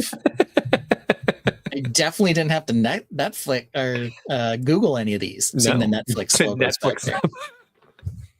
Yeah, I saw the word Netflix back behind her. So who knows? And we have learned several things about MBB over the course of time. We have. She's apparently British. She's British. Yep. We didn't know that. And she's married to John Bon Jovi's son. She is. So we did learn those things. We did. Okay, so let's start. We also learned that Al Goff hated her character in Godzilla. Yes, he did. He was not a big fan of that. Was she playing a pirate? Yes, he hates. He probably hates he loves the gold hair. He probably just didn't know that she has dyed the hair gold sometimes. Maybe. We're not sure. I didn't know that. But this is a highly important question. Yes. I will say the last couple times I've opened up search on Instagram, she hasn't been there, and I felt a little empty. Some version of betrayal and sadness. Loss. It's loss, friend. It's loss. Trauma. Yes, Trauma. It is trauma filled. Instead, I'm like, why are there nothing but pictures of Lego Castle and then a couple other random things on here? I'm like, is the algorithm finally learning me a little better? They have some other random things that they think I'm into that kind of rotate through that don't make any sense. But like the lack of Millie Bobby Brown was very hard on me. Don't clip that, VMAC. Yeah. So yeah, I think I'm gonna go look right now just to see what's out there. Yeah, good call. Just gonna quickly do a quick Instagram Millie Bobby Brown fix, is what you're saying. Can't go 3 hours without it. I do have, I think, one picture of MBB on here now. Probably because you just said her name. It could be several times. There's lots of sports things in here. I don't know. It's mostly people getting in fights, like on the court. Okay. Don't know why. And then I get that too. Comedy sketches. Nice. Those seem to be the two things they think I'm into right now. Cool. Which is disappointing because I needed more MBB. Pockets Master means you have a crush on Matte Black Bricks? Sure. He does design some cool things. We just can't get him to, be interested in. Yeah, can't get him interested in think outside the box, or top B as we sometimes call it. Top B. Mm-hmm. Yep. I told you not to do it, so go ahead and do it. All right, I think we can end the poll here. All right, ending it. What do we think? Am I a truth teller or am I full of lies? I don't know. For a moment. Oh wait, no, we got it. We're actually, this is a close call. We are at 55% saying duh, and 44% saying blah blah algorithm. You guys all, over half of you think I'm a liar, which is just disappointing. Somehow I thought we were done with Millie Bobby Brown, but we can't get rid of her. I thought so too. All right, we always have to end on a Lego question, and this one is 3 close calls. This one's very important. Yeah. Okay. We've had a lot, but here's the craziest one. Which Lego mech is the most badass? Monkey Kid 80012 or Ninjago 71821? So where are my mech people? This is Mary Kill. Yeah, this is just Mary and Kill. Which one is the most badass? And I will tell you right now, I do have a strong feeling on this one. They did 2 different Monkey Kid mechs. This is the first of the 2. Mm-hmm. But I have an opinion. So you starting that timer? Yeah, man, I'll start the timer. Poll is started. Yeah, I felt like you would go for the Monkey Kid on this. Interesting. Let's see. Lavender can work in the sewage department. Which one? How do we get back to that? There's no lavender mech here. The troll one? I don't know. Yeah, because we had light purple for the spaceman. Yeah. VMAX going with you. He's going Monkey Kid for the win. Ninjago for the loss. He's not marrying either, though. He's just. I said marry kill. You know, I know. He went with fuck kill. I know, but you know, he's still. Well, now we know his mindset. Yeah. Well, duh. Well, duh. Obviously. Yeah. I also found. I was looking for this other Ninjago mech that I was sure that I had a copy of, and I couldn't find it anywhere. I found it today when I moved this out of the way that I got at Costco for cheap. Oh, nice.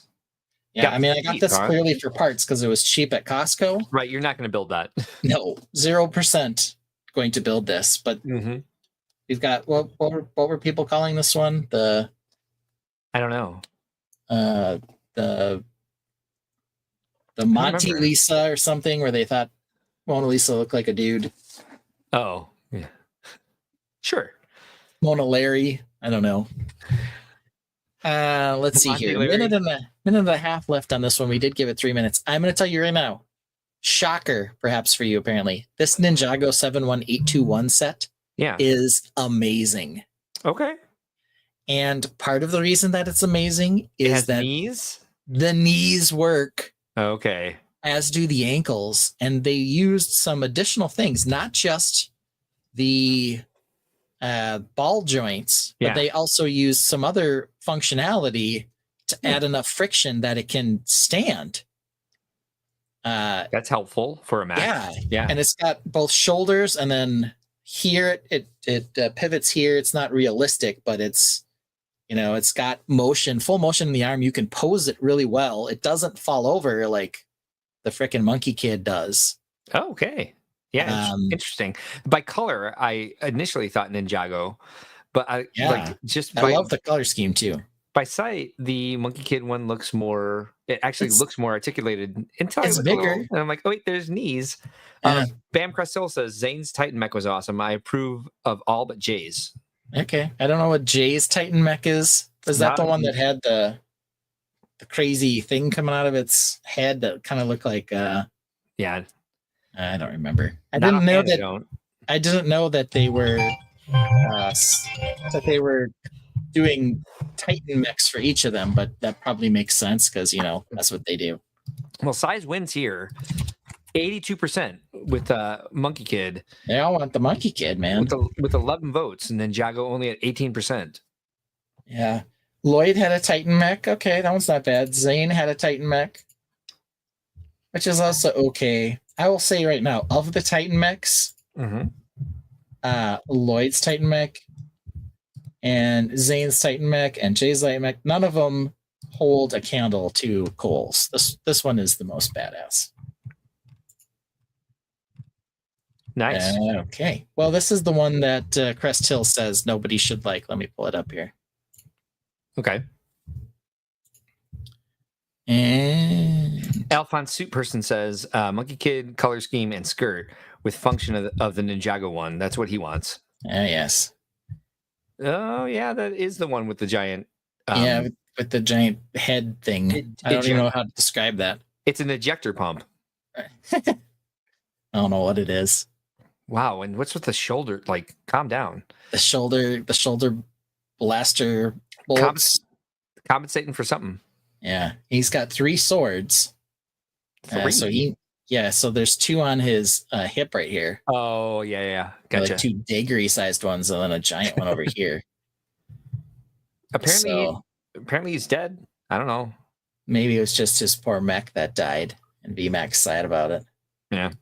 I don't know. I love the Titan mechs. Here are the other ones, because you know I looked these up. Oh, that's the troll. Here is Lloyd's. This one's kind of decent. I know I had this one. I don't love the color on this. That's not bad. Sand green and white and gold. A lot of gold. Yeah, a lot of gold. Yeah. Not bad. This one I think is got some similarities to the Coles one. And then we'll look at this one for Zane, which was not nearly as good as the other 2. Apparently the voice actor who originally voiced Cole died. Oh, that's too bad. Not the character. The voice actor. Yep, we got confirmation there. Yeah, So here's this one. Sam Blue and White. Looks like Got some Sam Blue. Okay. I got some pareidolia pecs there. Well, a little bit. Yeah, it looks like he's got some eyes, skull eyes, and a goofy nose, and then a mouth down here. He's got pareidolia knees. Yeah, and look down here too. The cod piece is like his chin. Yes, that's what I'm saying. Yeah, pareidolia knees as well. Yeah. Pecs are the eyes. It's like a praying mantis face over here. The taint is the chin. Yeah, he's not great. 5 All years of those ago, apparently, pale. Wow. this voice actor died. All of those pale in comparison, though. This one's definitely the most sweetest. So look at how well you can pose him. How cool is that? That's what I want in my minifigures. In your minifigures? Or in my mechs is insane posability and stability. And that's what this one has. So it gets a big thumbs up from me. Yeah. All right. Well, I guess people just like bigger is more betterer. I don't know. I guess. And you used the European box for the Ninjago set, so couldn't tell how many pieces. That was probably the issue. So Ninjago one is about 1,000 pieces. The Monkey Kid's 1,600. Okay. Yeah. Cool. The Bricklink count, which is always different than the box count because of the minifig part factor, says it's 1,050 pieces. Okay. The box says it's 1,055. Okay. So 5 pieces in the minifigure, apparently. I don't know. I don't know either. I don't know either. I think that's how they do it. I don't know. I don't know. There's no other builds with the Cole's Titan mech. It's just the mech. Like they're like, you don't need any accessories because he's just so much more badass. It's the only thing I can think of. But all right. All right. Well, it wasn't as close a call as it should have been, but that's fine. So that was our greatly debated segment. I assume you don't have anything because you said you didn't earlier. True, and I still don't. Yeah, cool. I've come up with ones on the fly before, but today I was working on the Gumball Gumshoes while we were doing other stuff, so had no time to think even. Yeah, we had quite the busy week and weekend. Oh my God, no kidding. And I got some time tomorrow to flesh out what I'm finally going to be able to finish for Brick World, which is going to be a momentous day. Yeah, same. Probably momentous and sad. Same. Because I'm going to have to cut some stuff probably tomorrow. Ooh. But it's be a rough day. That's how it goes, yeah. Our hearts are with you. Mm-hmm. You've got the Tainted behind you. Yeah, and then on Sunday, I think my grandma's memorial service is like at 1 or something, but it's a 3-hour drive, so I do not know what my status is going to be. Okay, I'll be ready. So we'll have to figure that out and talk about it and whatever else. Maybe you'll just have a full Mark solo Brick World hype stream. Who knows? That'd be great. But that's where I am with that, and maybe I'll be here. We still have to come back because my kids are still in school, so we will be back at some point on Sunday evening. I just don't know when. Okay. Well, I mean, do whatever you need to that day. We'll be fine here. We'll miss you. Yeah. But yeah, and again, sorry you're going through this right now. So is Jazzy. Yeah. Bam Crust-Hill is offering to be on. Some hype. Some extra hype. I've got potential co-hosts in case you're not around. There you go.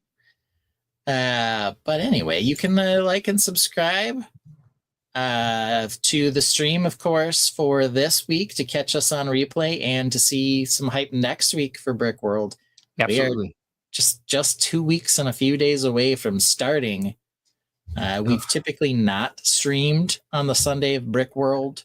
Yeah. Though Friday Night Bricks, I have made appearances on, so you might still be able to get your fix, or co-hosted / hosted. Might be able to get your fix of some Brick World on the Friday Night Bricks stream. Traditionally, the week after Brick World, we've done some Brick World recapping where we show a lot of people's MOCs. Mm-hmm. So be ready for that.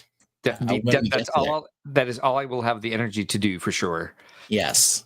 It's historically been a long and interesting stream. So I mean, we're basically 2 weeks away now from when I move into the hotel. So I basically have 14 days. There you go. To do everything for All the running things. the show and building my mock. So wish me luck. All the things. Good luck. For sure. I'm wishing it for you. Appreciate that. Would you say setting Brickworld at the time it's been set was a mistake, Mark? Yeah. Okay. I mean, no, it's a happy accident because it comes every 12 months on the same weekend every year. Which is great. Yeah. And because there are no mistakes, there's only happy accidents. So says our hero, mentor, the dearly departed, happy trees making, Peapod the squirrel loving Mr. Bob Ross. Absolutely. And thank you all for being here tonight. Thank you for supporting us. We will see you all way too soon. Tonight, we're going to end with one of Ben's favorites. Good night, everyone.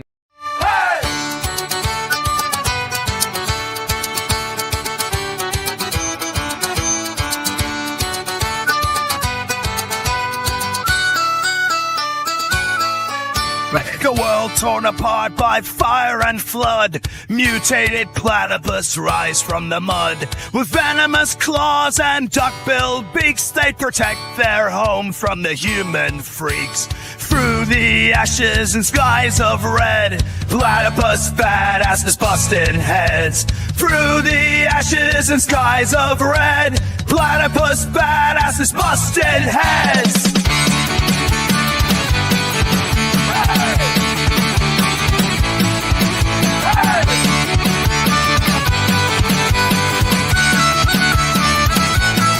This is the dawning of the age of Apocalypse. Mutated claws rise fierce and venomous through shattered skies and rivers of rust. In the age of Apocalypse, we fight, we must. Humans beware, this land is not yours. The platypus reign in apocalypse wars. Hey!